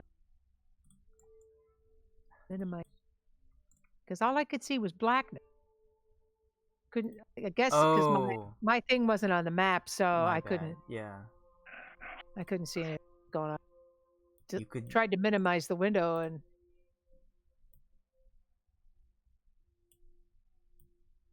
You got your horses, and just hanging out. yeah, that's what I'm doing. Hanging out, resting. Hey, have they been gone long enough that I can get in what you call a short rest? No, No, because I'm keeping watch for myself, right? they specifically said that they wanted to go for like half an 15 hour. minutes. So it has not been. Although, like just sitting here, possibly Mhm. in the wagon, you can see them as they follow the edge of the lake. I see. Um, So I could see the combat going on. no, hold on. Doop-de-doo, So doo-doo. You're You're- just watching all of that shenanigans no, go on. she It's does like, not see that. What the hell are they doing? So she sees them go around the edge of the lake, and then stop and go into the forest real quickly. Okay. That's when they try to stealth from the people. And they disappear, and then you see 4 individuals you don't recognize on the edge of the lake emerge from this hill. You see, I see. like on the edge of the lake, you see them in the clearing, and they just stand there for like 5 minutes, and then they leave. And then you rolled a 19. You rolled really well. So as you're just kind of like wondering what's going on and not really sure of what you should do, if you should just stay put and let the fire burn, from behind you, you hear the sound of hoof prints or hoof steps, hooves, Hooves. and you turn to look down the path beyond the peninsula. You see 2 horses riding up. One horse you recognize. It has it's black with fire as a mane and fire coming out of its mouth and eyes. Jeez. The other one is looks to be like an armored warhorse, but this one is not as featured as the first horse. This one looks like it's been dead at one point. And riding on these horses, you see an elf and a woman. What? And It's Belishard. Belishard? No, sorry, that's the wrong guy. Balashard. You Fucking wish. Belishard! No, it's just like, it's his manservant guy or butler or whatever. Yeah. Yeah, the what's his name? Gosh dang it. Well, once you think of the name, and on either side of the skeletal horse that this woman is riding, you see 2 very creepy creatures. They are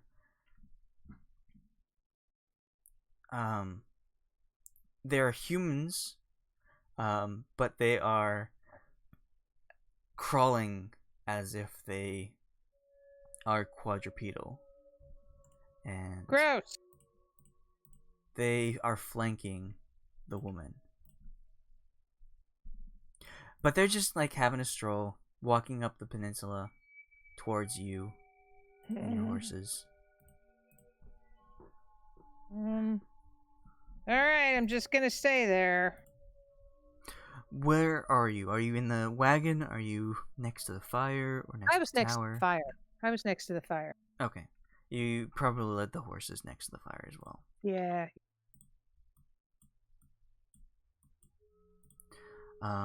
So these two individuals will steer their horses toward you, and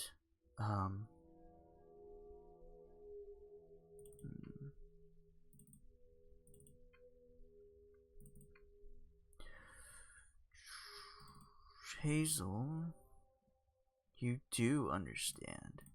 So, they are not trying to be subtle at all. They're not trying to be quiet or hide or sneak. They are just walking up the peninsula, and the elf, which we've determined to be Rahadin, turns to the woman, whom you've seen before, but I don't know if you've gotten her name.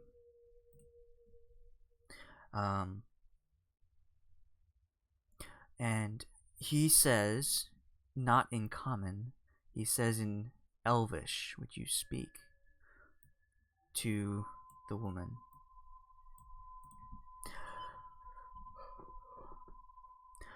They seem to have left it abandoned. It's very foolish of them. And she turns to him and says, oh shoot, wait, I have notes that I haven't pulled up yet.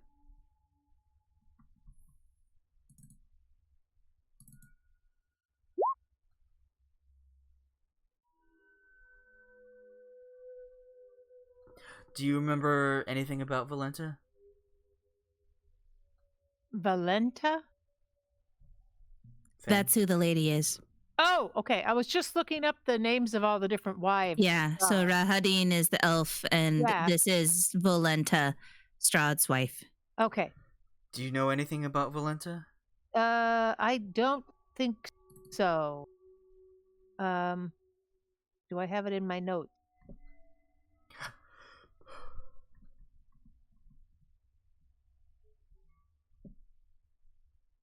Okay. So, Anyway. she kind of like lazily turns to Rahadin, and in Elvish back she says, I really don't care. Just take it down and let's be on our way. I want to get back to the castle. She's the second. Okay. She I spends know time. What was that? She spends time in the basement. Yes. He says, I know you want to get back to your minions, but you have to do what he asked of you right away. And she just whip pans her head around and glares at Rahadin. She says, I know what I have to do. Let's just get it over with. And he just kind of like shrugs off her compliment or her anger. And they both are, as they're talking there, continuing their horses up. The creatures that are flanking Valenta kind of look at the horses and Hazel and hiss, and they look as though they want to advance on you, but something is holding them back. And Rahadin will dismount the horse, and Valenta will have her horse kneel before she gets off of it. So it's not a distance to jump. She just has to like swing her leg around and get off of it.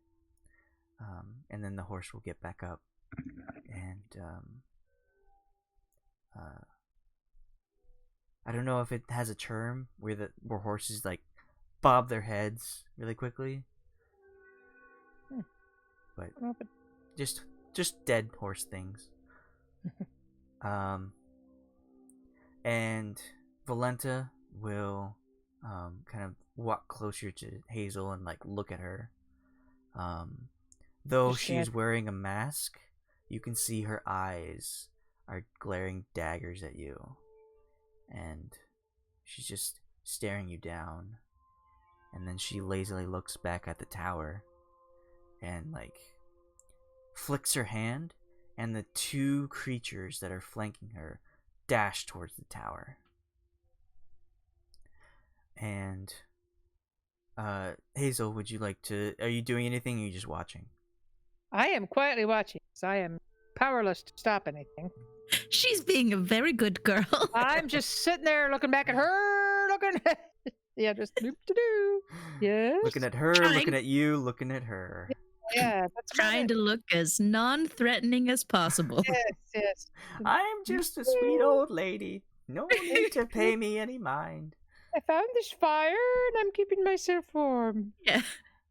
But as the two creatures sprint on all fours towards the tower, you see Valenta will pull an item out of her her gown. It looks to be a small amulet, and she'll just hold it at her side while she waits for something. And then Rahadin will kind of get into this weird like ready pose, as if he's getting ready for something to attack, but you don't see anything that could attack him. And these two creatures, just like clawing at the ground, bolting towards the tower, they will, right before they hit it, they will back up and get on their back legs, I guess, other than their arms. Get up and then just start clawing at the tower, just like beating it down as hard as they can. And like before, when you damage the tower, when Oz chiseled away at it, the blue light will shimmer up the tower and start to form, and then you see a beam of blue light shoot out of the tower to the peninsula behind everyone. And it is the dragon once more.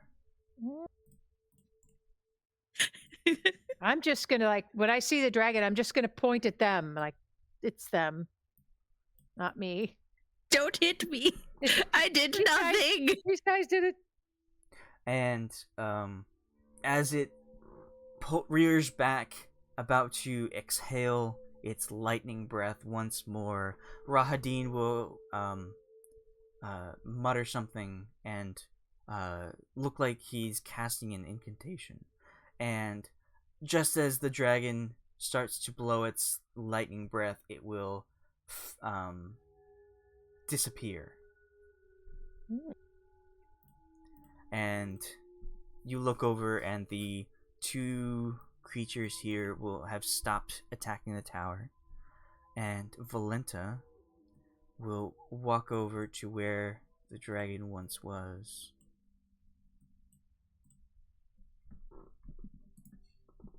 And place the amulet that she's holding on the ground. And then walk back over. And you're just a fly on the wall right now, just I'm observing. just watching.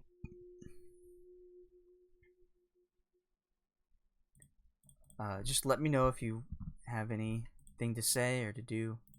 I am a witness right now, and I hope they don't mind that I am watching. So, Alright, just making sure.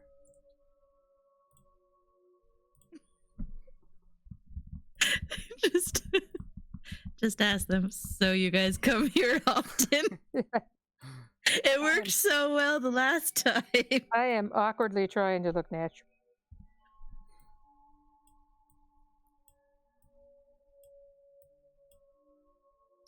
Alright, so after she places the amulet on the ground, she returns to where she was before, kind of between the tower and her horse.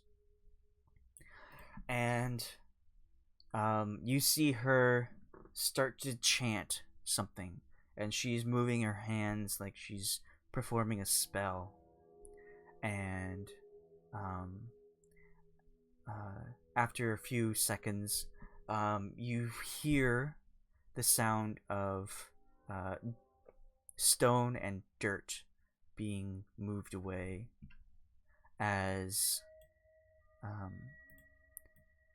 creatures start to rise from the ground. And you see 6 of these zombie-like creatures push out of the ground surrounding the tower. And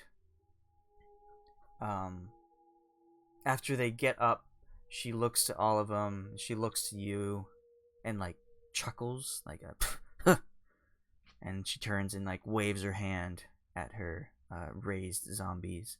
And with all of them, all combined strength with the 2 creatures that came with her, they will just start beating the tower as hard as they can. You see bricks pulled out and start to fly out, and when it happens, the blue light will show up again and the beam will come out. But when it does,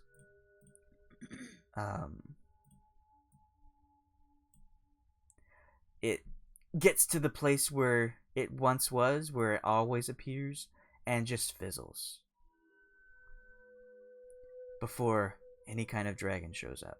And so these creatures are just bashing on it looks like the tower is trying to get that blue light out, doing its best to defend itself, but something is stopping it from doing so. And Valenta will just cross her arms and watch her creation work.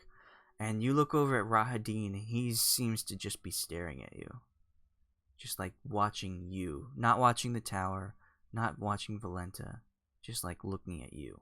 She's just making sure I don't try to stop her. Maybe he wants to ask how your day was. I'll just... Hello? So what's a Don't young mind lady me. like you doing in a place like this? Sitting on Hazel. Young thing. But yeah, you see just like the destruction of this tower, as bricks and mortar and wooden pillars and everything that keeps this tower up starts to fail. You can see it start to fall. And it's really, I can't really show it on the screen here, but it will continue to be pushed and start to fall with each passing moment. Trying to shoot that blue light out, but just can't get anything. And as you're like watching in terror as this happens, you see up above, since you rolled so well, you see a figure in the window. Oh. You can't tell who it is, but there is a humanoid person in the tower. Somebody in the tower after all. And as it is falling, you see the figure inside start to rush around. The light, she's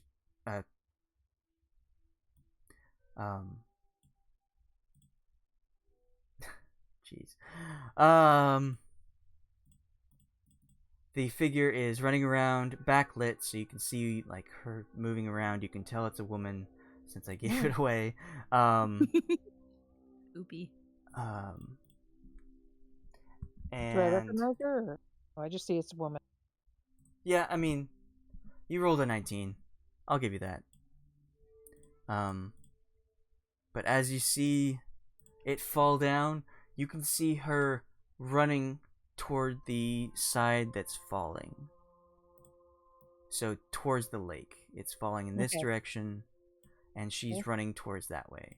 And you see her jump out of the window when the tower is like almost gonna fall. And she falls and dives into the lake. Great. And Valenta, you hear her snarl and mutter something under her breath, will start to cast a spell again. And from the edge of the lake, you see figures start to emerge and push their way towards the woman. And she is swimming as hard as she can away from the tower that has now fallen. The magic is now gone. And she's swimming towards the opposite She's shore. the only person I saw in the tower, nobody else. Right. And Rahadin will like walk over to Valenta and say, I told you there was someone in there. She says, shut up. We have to go get her. Ugh. And she like pulls her, she waves her hand. These creatures fall to the ground, lifeless. These two will come back and flank her. She will go back to her horse, which will kneel, and she will mount it, and it will return.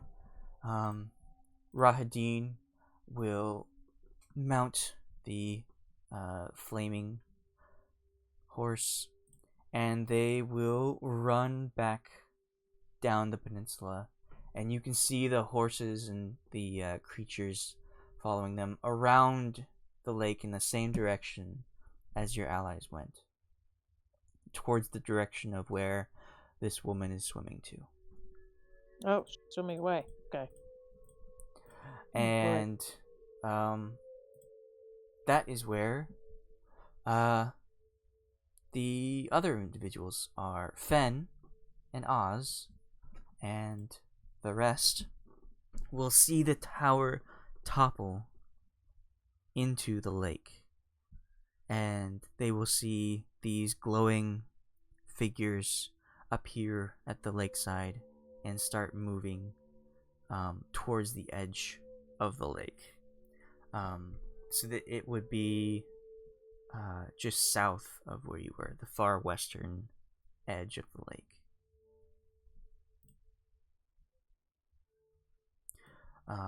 You also see two individuals on horseback that are racing around the edge of the lake towards the destination of these creatures. Though it's too far away, you can't make out who the riders are. Are you sure we didn't need to roll new characters? Hey, I rolled one up, and it would be awesome. So I'm not worried. If I die, I die. I mean, you should always have new characters ready for Curse of Strahd.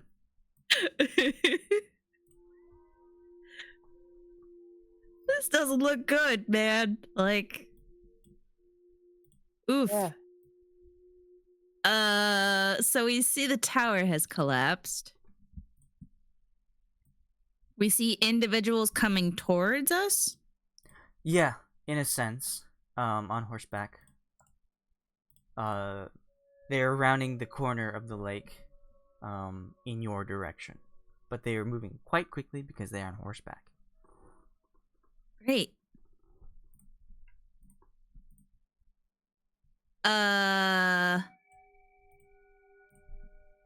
Just gonna say, like, we should get out of here fast. Like, let's try and get to Hazel as quickly as we can.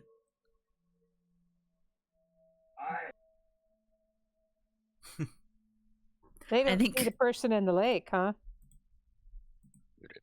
Aye. What are you heading back the way you came? I think so. Because that's the direction of these individuals on horseback. Well, we stay we stay off the paths or hidden until they can pass. Okay, let's go back to that map we made.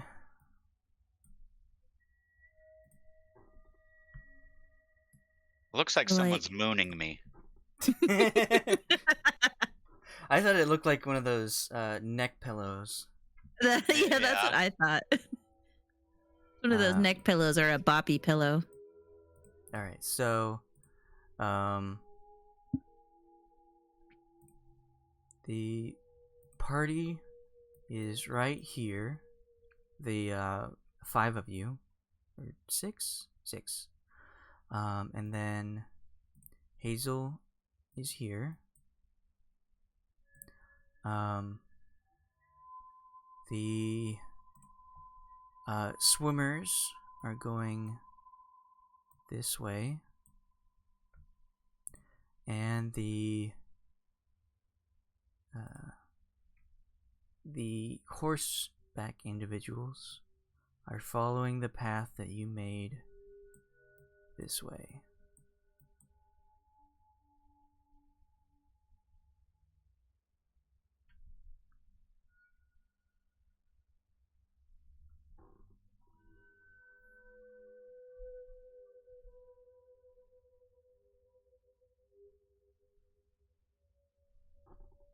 Oh, and also the tower is fallen.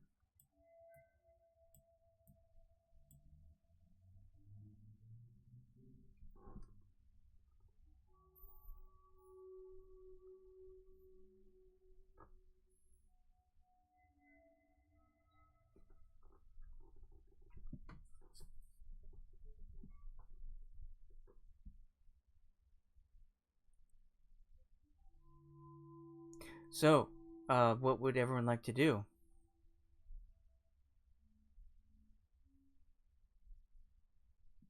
Try and get to where Hazel was.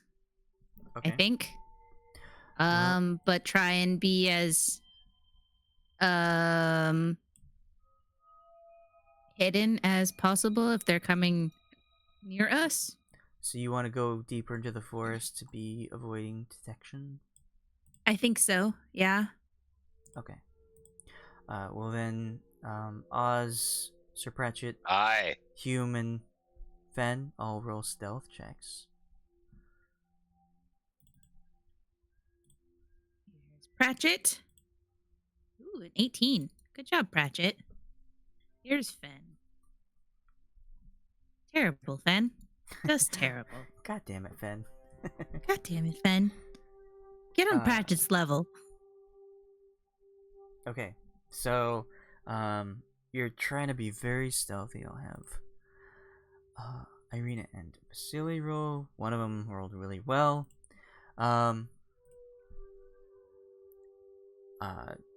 But as you run into the forest, you're like crouched trying to be sneaky, but also your armor is clanking about. It's not really doing much for you. But you're trying, and that's what matters.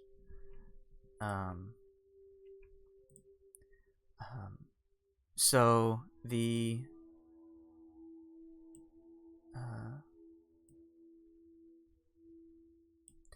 swimmers will make their way here.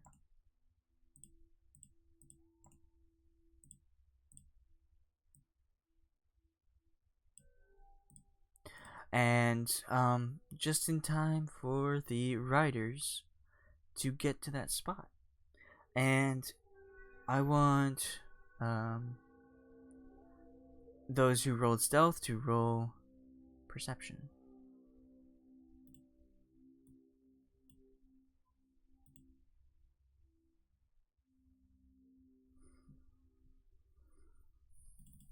Perception.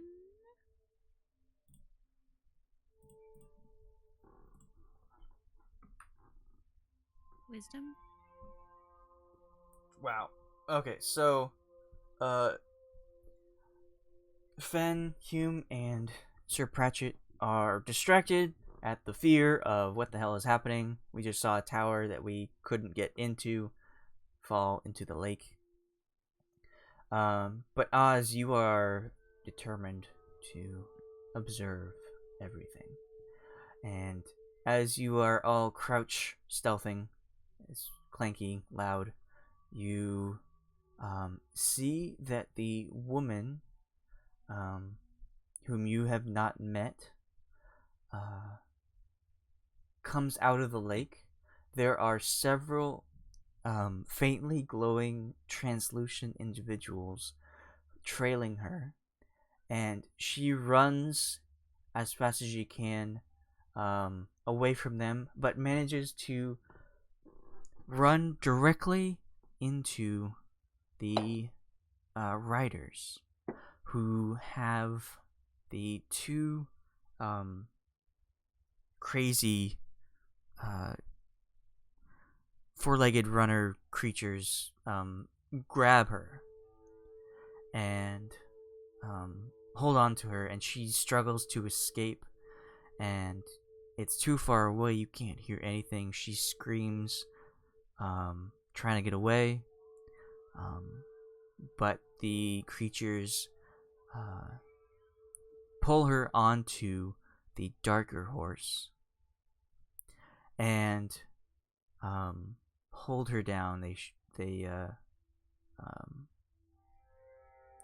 put something on her, not allowing her to move, and you see the darker horse start to gallop up into the air, to the sky, and a fiery like portal opens up, and the horse and the two riders disappear inside. And then the other rider with the creatures will turn and gallop back this way.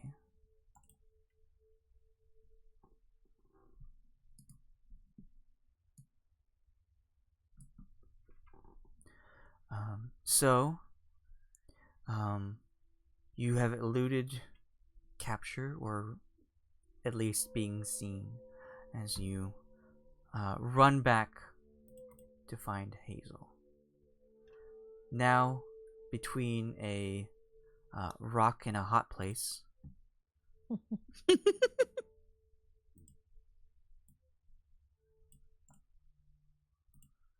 And she looks okay.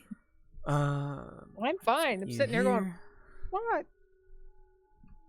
These creatures are not here. They're gone. Okay, so you all meet up. Tower has fallen. Wagon is burning. And you're Save here. our friend? Did you save our friend? What friend? The one that said she was here with the hunter at the lake to find her here. She jumped out of the tower and dove into the lake and swam across. Oh, Were you I able to didn't. save her?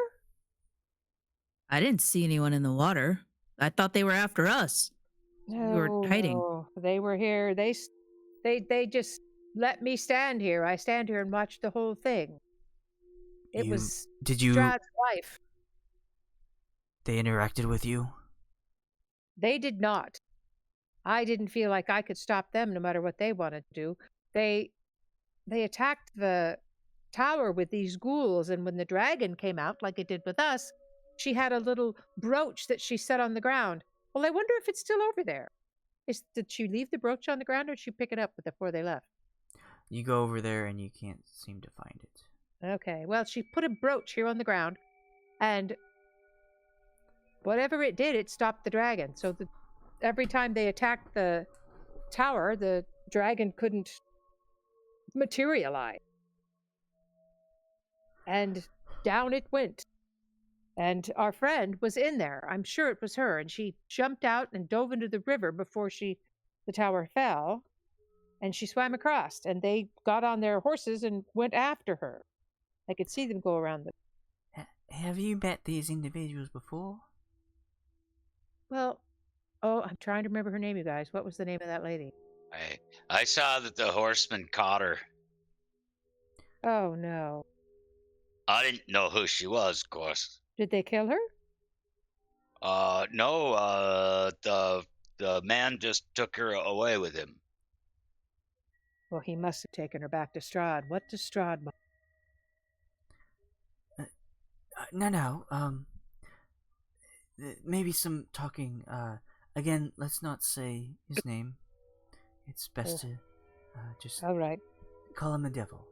He can't hear Well, you. what when does you the call him devil that. want with our friend? And I can't remember. She was the one that need her here. Someone help us.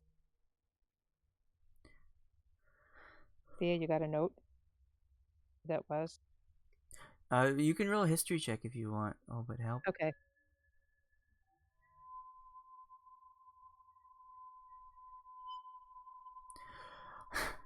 You I was- have no idea.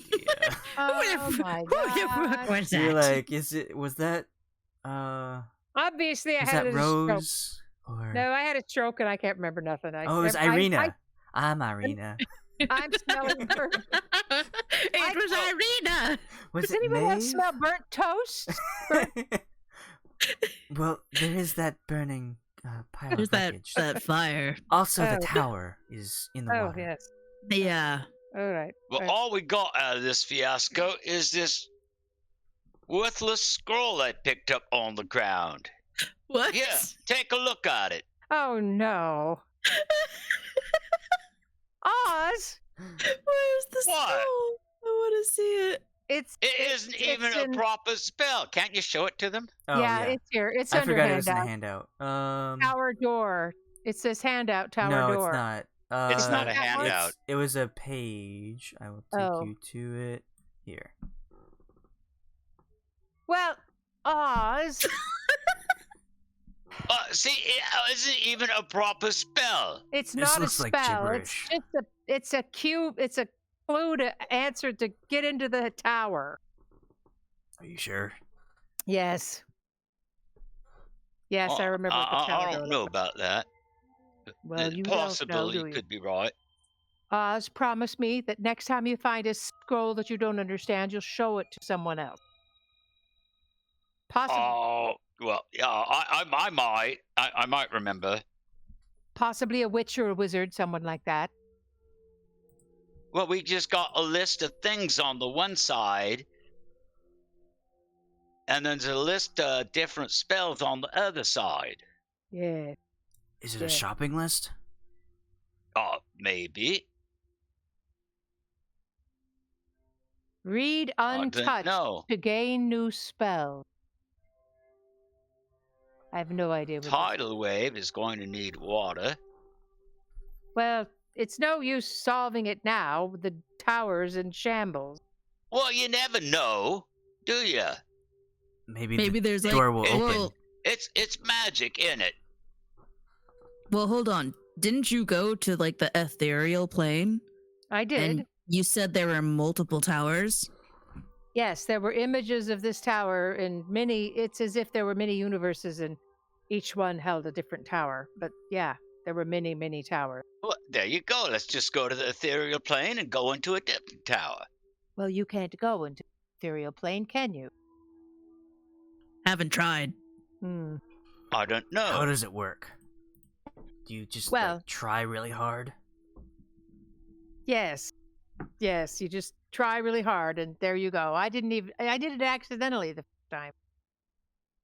but I've already done it once today. I can't do it again. I don't.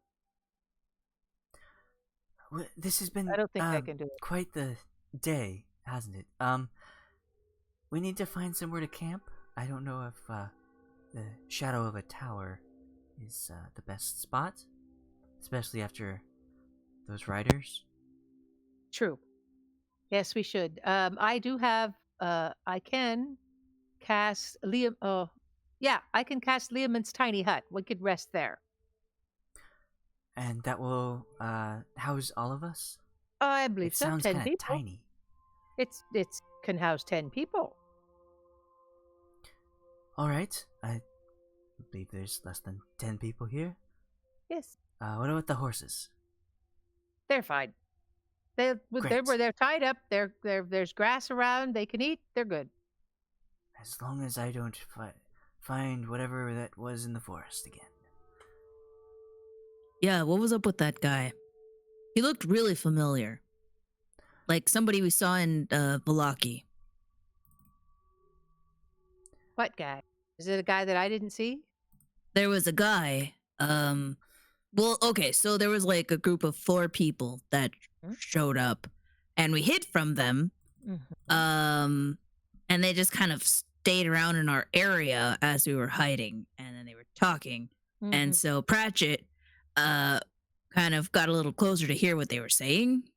Ah. And then they seemed like they were going to start to leave, and they were worried about a hunter chasing them or something. And then they smelled Pratchett, and What about... Oh. they found him as he tried to play dead, and it looked like they were going to hurt him. So Yes. we did stuff, and we got into combat with them. We didn't kill him, because this old man, this grumpy old man with a really cool hat, showed up. And he looked really familiar. Like, I'm pretty sure we saw him in Valaki. Okay. There was talk in Barovia about a vampire hunter. Is that who they're Yeah, talking that's about? who's supposed to be out here. Is a vampire hunter. Were they vampires then? I don't know. Maybe they were. They just said that the guy was hunting them, and they didn't know why.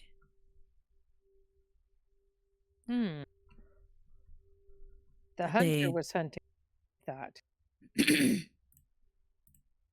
Well, Well, he didn't stick around to talk very much. No, yeah.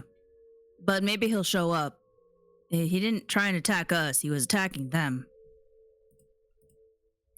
It was very nice of you to heal that one. Well, I mean, didn't really want to attack him in the first place. I just didn't want them to hurt, Pratchett.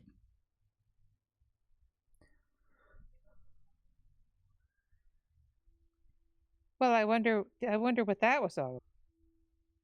Who, Yeah. So we rest here. I've got the tut. We can rest for the night. Everybody can heal up. And Aye. then our next step was what? Since we kind of failed to find the person that we came here to see. Well, no, because we're still looking for the hunter. But Oh, he's out in the woods chasing those We people. are? Well, it's one of the things that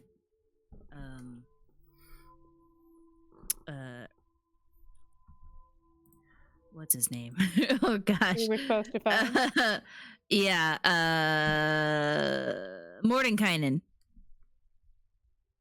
Mordenkainen said to look for the hunter. Hazel, was that Esmeralda? Did you recognize her? Is that who that was? Yes, I believe it was Esmeralda. She She- snuck off in Kresk. I Yes, don't know where she and went off she- to. And someone said she was with the hunter, or that she was in the. She lake. was wanting to go look for the hunter. Yes, so that's why I believe. Yes, that was her.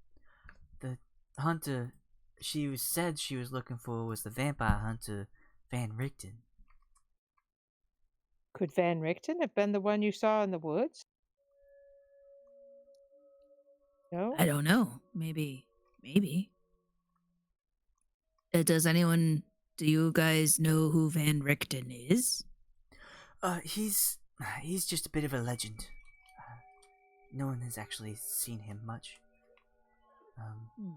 He's one of those things that you tell children to make them stop crying about the werewolves and vampires that might come out to get them. Hey, DM, can I ask how the sending stone works exactly? You cast sending once per day to the other stone, so you can only send to that stone.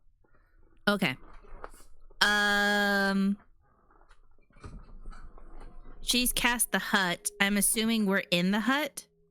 Yep. Oh, I thought you were still talking. I mean, we are still talking. I just wasn't sure if we're talking in the hut or if we're just like We can outside talk the in hut. the hut. It's fine. It's all right with me if you talk in my hut. Because I would like to use the sending stone. Where did you camp out? Are you still on the peninsula, or are you going near in the the forest? fire, probably. What? I was thinking near the fire. Okay. So yes, on the peninsula. Okay. Well, you can't feel the heat of the fire, but it is temperature controlled inside the hut. True. It's got But AC. the horses are good with the heat. And indoor heating. Ooh. Central heating. Okay, so yeah. Hazel casts the hut. Vasily is very impressed, and he quickly enters it to not be exposed anymore to any danger. And then, yes, so you all gather inside, furnished how you like. The horses are just like spooked because in the night, they saw an explosion from the cart and then a tower fall into the lake. So, they are on edge, as it were, but still around. They've seen a lot of shit. These poor horses. One of them's magical, right? Maybe? Like magically summoned? I We got these from the winery when we. Because we had one and then I had summoned one. Oh. Yes. Summon steed lasts an hour? Find steed. No, it lasts indefinitely, I believe. Sweet. Until it dies. Or you dismiss it. Or I dismiss it. Should I dismiss it? It's a 10-minute cast. I would say that horse feels no fear. But the other horse does. Maybe alongside a horse, it will feel more brave. That's how horses work. Okay, so you're in the hut. You're all getting ready for bed. Lehman's tiny hut works how you can see out of it, but people can't see inside, and only the people you allow inside can be inside. Holds up to 10 medium-sized or smaller creatures. Horses are not included in that. And Fenn, you wanted to use your cell stone? Yeah, so after he's kind of a legend, like nobody really knows about him, and we're like, I'm gonna call in an expert. I'm gonna phone a friend. And I'm gonna take the sending stone out and try and use it. Okay. You get 25 words or less. 25 words or less. Yes. Oh man. Okay. Hold on.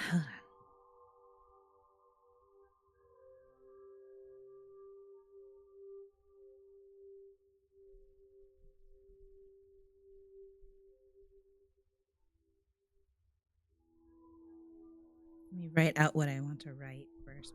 Make sure I have enough words.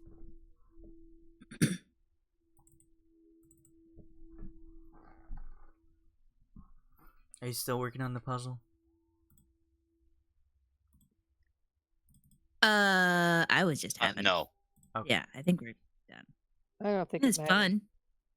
Yeah, I think you just look up all the spells and see what the components they need.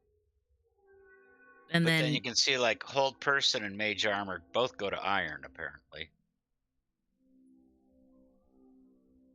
Oh, those have iron as a component? no, I don't think mage armor does. Oh. I wasn't sure. Oh, someone drew a line there, so I just assumed they'd looked it up. Yeah, I did. That was me. Oh.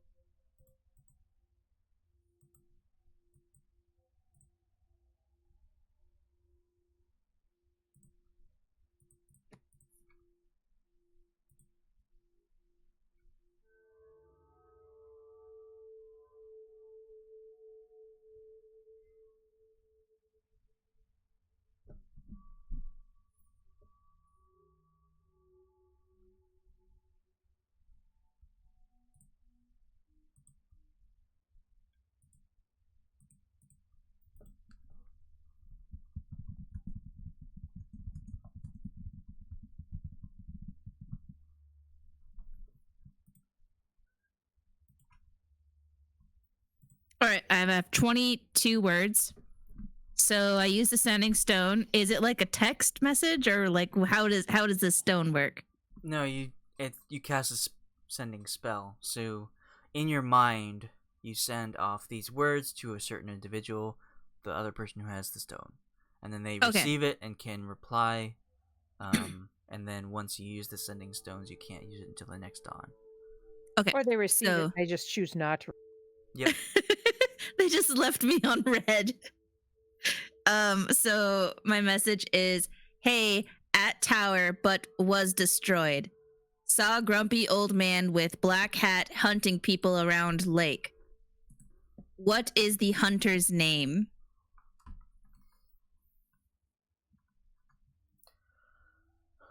Okay. I'm gonna think of something, and if you'd like, you can just chat about what you want to do next. We're getting pretty close to the end, so decide what to do after this. Okay. So I sent that message to Mordenkainen. See, like, you know, if we have the hunter's name, maybe that'll make it a little easier to approach them. Yeah, because it sounds like you met him. It sounds like he's out there. Well, again, he looked really familiar, but I don't know. What do we want to do after this? Like, you said that they had taken a lady. Yeah. They destroyed the tower. They did. If we don't find the hunter, you know, tomorrow morning, like he shows up at his tower and he knocks on our door or whatever, what do we want to do? Do you just want to continue delivering the wine? Well, we want to explain to him that we had nothing to do with the tower being destroyed. I was just there, and they came along, and they did that, and didn't ask.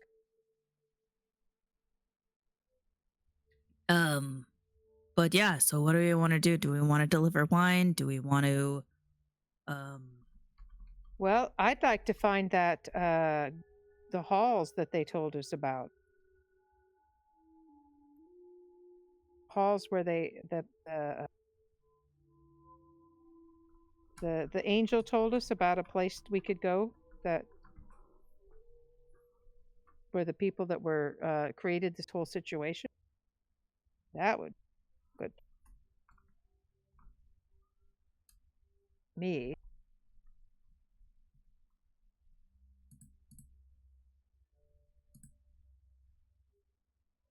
Oh, good night.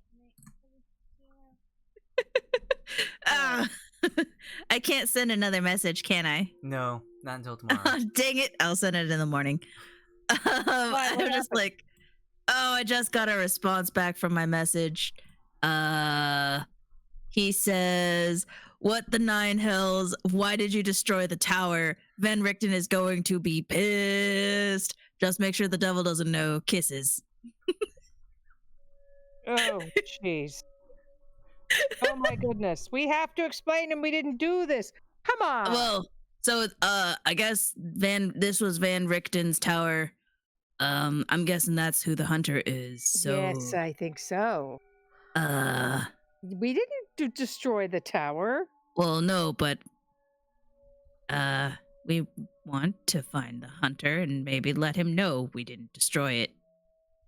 And let him know that we need to let him know that Mr. S has taken a woman who was seeking shelter from him before we could save her. Well, maybe we should tell him we tried to. I didn't, but I was alone.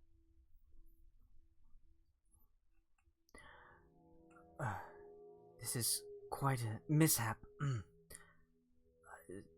Shall Irina and I return to Valaki? I think Arena needs to stay with us. Well, I feel just she is safer with me. Should I tag along as well? You can. Sure. You must, certainly. All right. More the merrier. We got this sweet hut. Silly, you can do this. Look, a little bit of adventuring is good for you. It's good for the soul. It's not good for the body, though. Well, no. Yeah. Bodies tend to be temporary. Hey, but if you go down, I will just res you back up. There's I can do always that now. I will try to avoid going down, as you said. Outright. I just don't think it's a good idea. Fenn nods in agreement. So what did we decide we'd like to do? What does the group want to do? Well, I believe Oz. Didn't you say you Yeah. think we should deliver this wine? Well, that was one thing that we could do. Yes. I myself would like to go to the location that the angel told us about. I don't know where that is. Same. Maybe the Vistani know. The Vistani know stuff, right? And we gotta take them wine anyways. Wasn't it near another lake or was it a tower? It was another I should let you know that though I am a diplomat, I'm not very good at talking to the Vistani. They seem to have their own style. Oh, yes. Well, we seem to get along with them all right. I mean, I think it'll help because we're bringing them wine. That's true, People like wine. especially the Vistani. I know that there was something about crossroads you guys had talked about. True? Like finding crossroads or something. There are a lot of those in Barovia. Any important ones?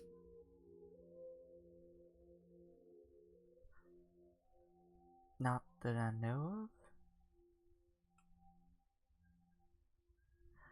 There are a lot of paths that lead to towns, but also to towns that no longer exist or places that have been destroyed.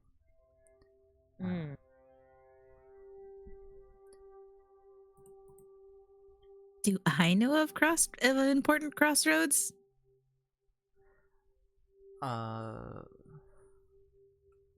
Where people were buried, you mean? Well, just in an important crossroads, because that's one of the tarot cards. I know. So it's like a place of history.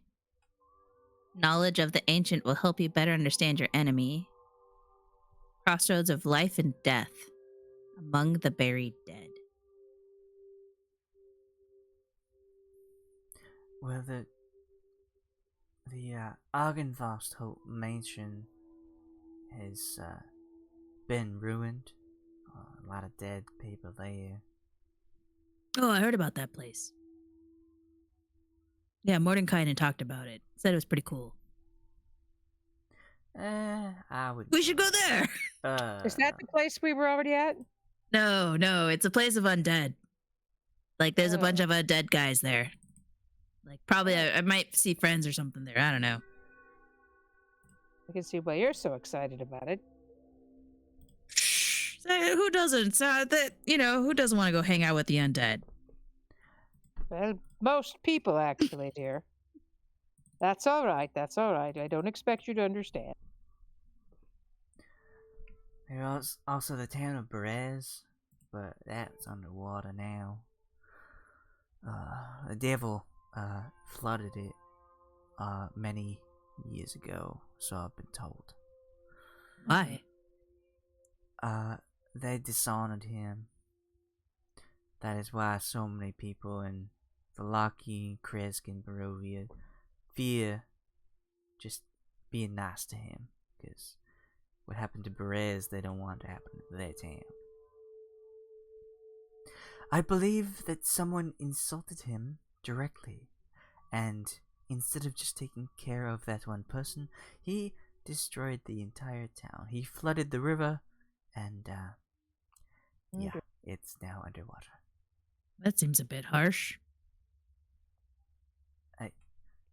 Have you not met him? Yes, I was going to say. We know him. Yeah. Remember who we're talking about?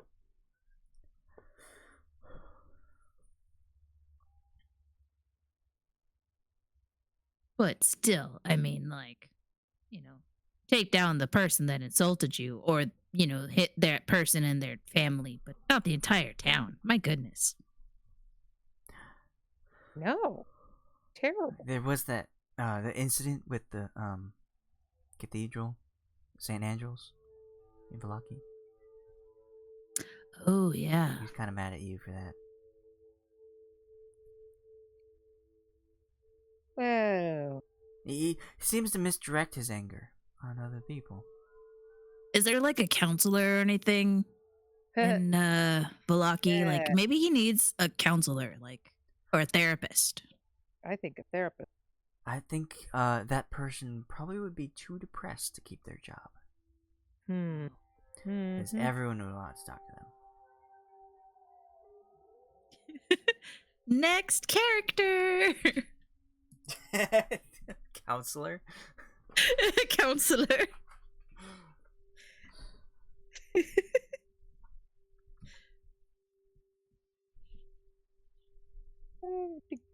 It could work. It could be sort of a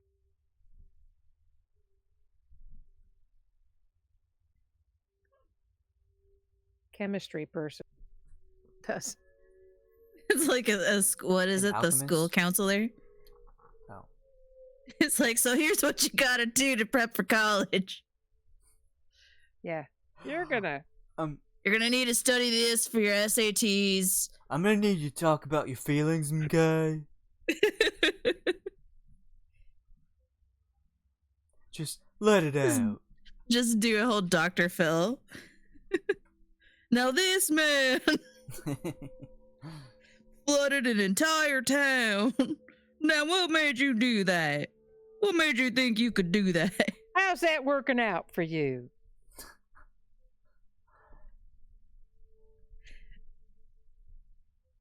All right, so we delivered some wine, and I should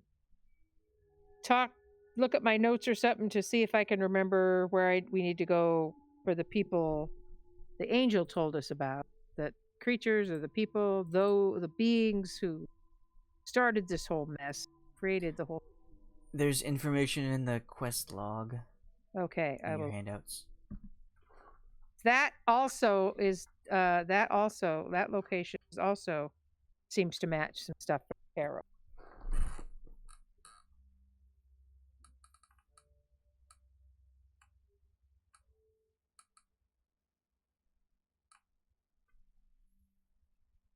Okay. I'll leave a note. Does anyone have like paper and a quill so we could write a note for Van Richten? Like, hey, I have paper we didn't do this. Here's our insurance information. Yeah, let me write down my insurance and a fake phone number. Okay. I think I do have quill. being with. I mean, there's dirt and a I stick. have ink. I have ink, yeah. quill, and paper. Yes. All right. Let's write If a. you want Let's to be all leave a note. fancy about it, you can use ink. I am. So we'll compose a letter saying that. Sir, we- it's like a Wes Anderson movie. Yeah. Dearest Sir, I need to inform you of what happened to your tower as I was witness to its destruction. But I did not partake, and I had nothing to do with its destruction. Please understand. Regards. Hazel the witch. Not a witch. Sorry. Hazel, not a You witch. put Hazel the witch and scratch it out and put not a witch. Not a. She does like the carrot insert of Not a witch. Excuse me. Sorry for the delay. P.P.S. PPS. Mean it. I'm really not a witch.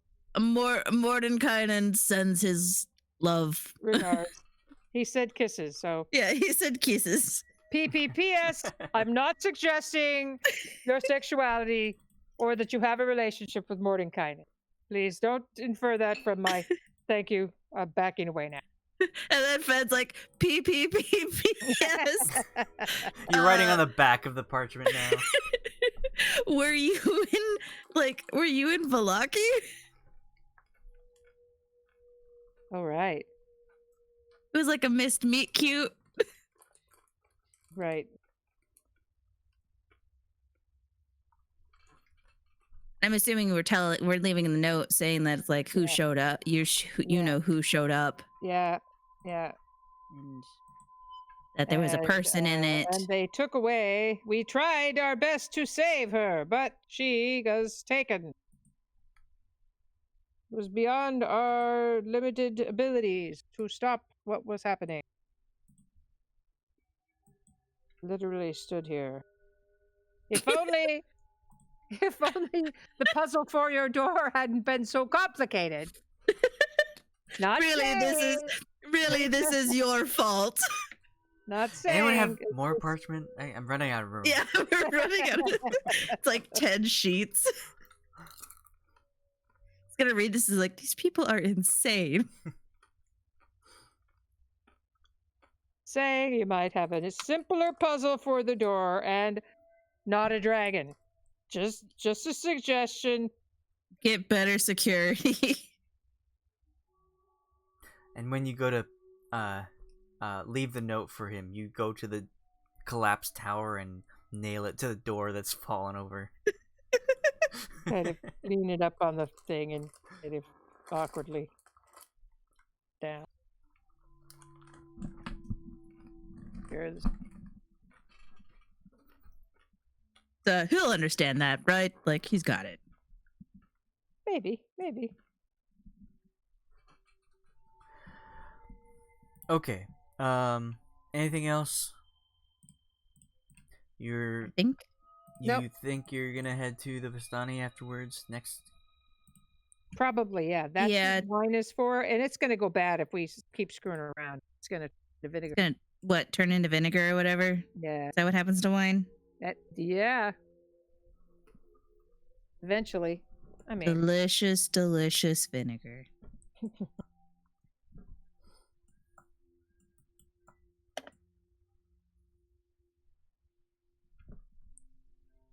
Well, that Do you went know- well. Do you know where the Vistani are? No. well, I've been there before. I don't, but they move, don't they? Hard to say.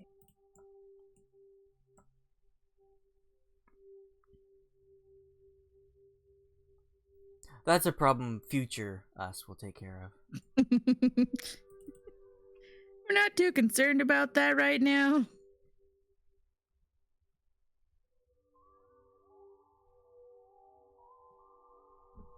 I didn't even hardly use any spell. Wow. No need to brag. Whoop-de-doo.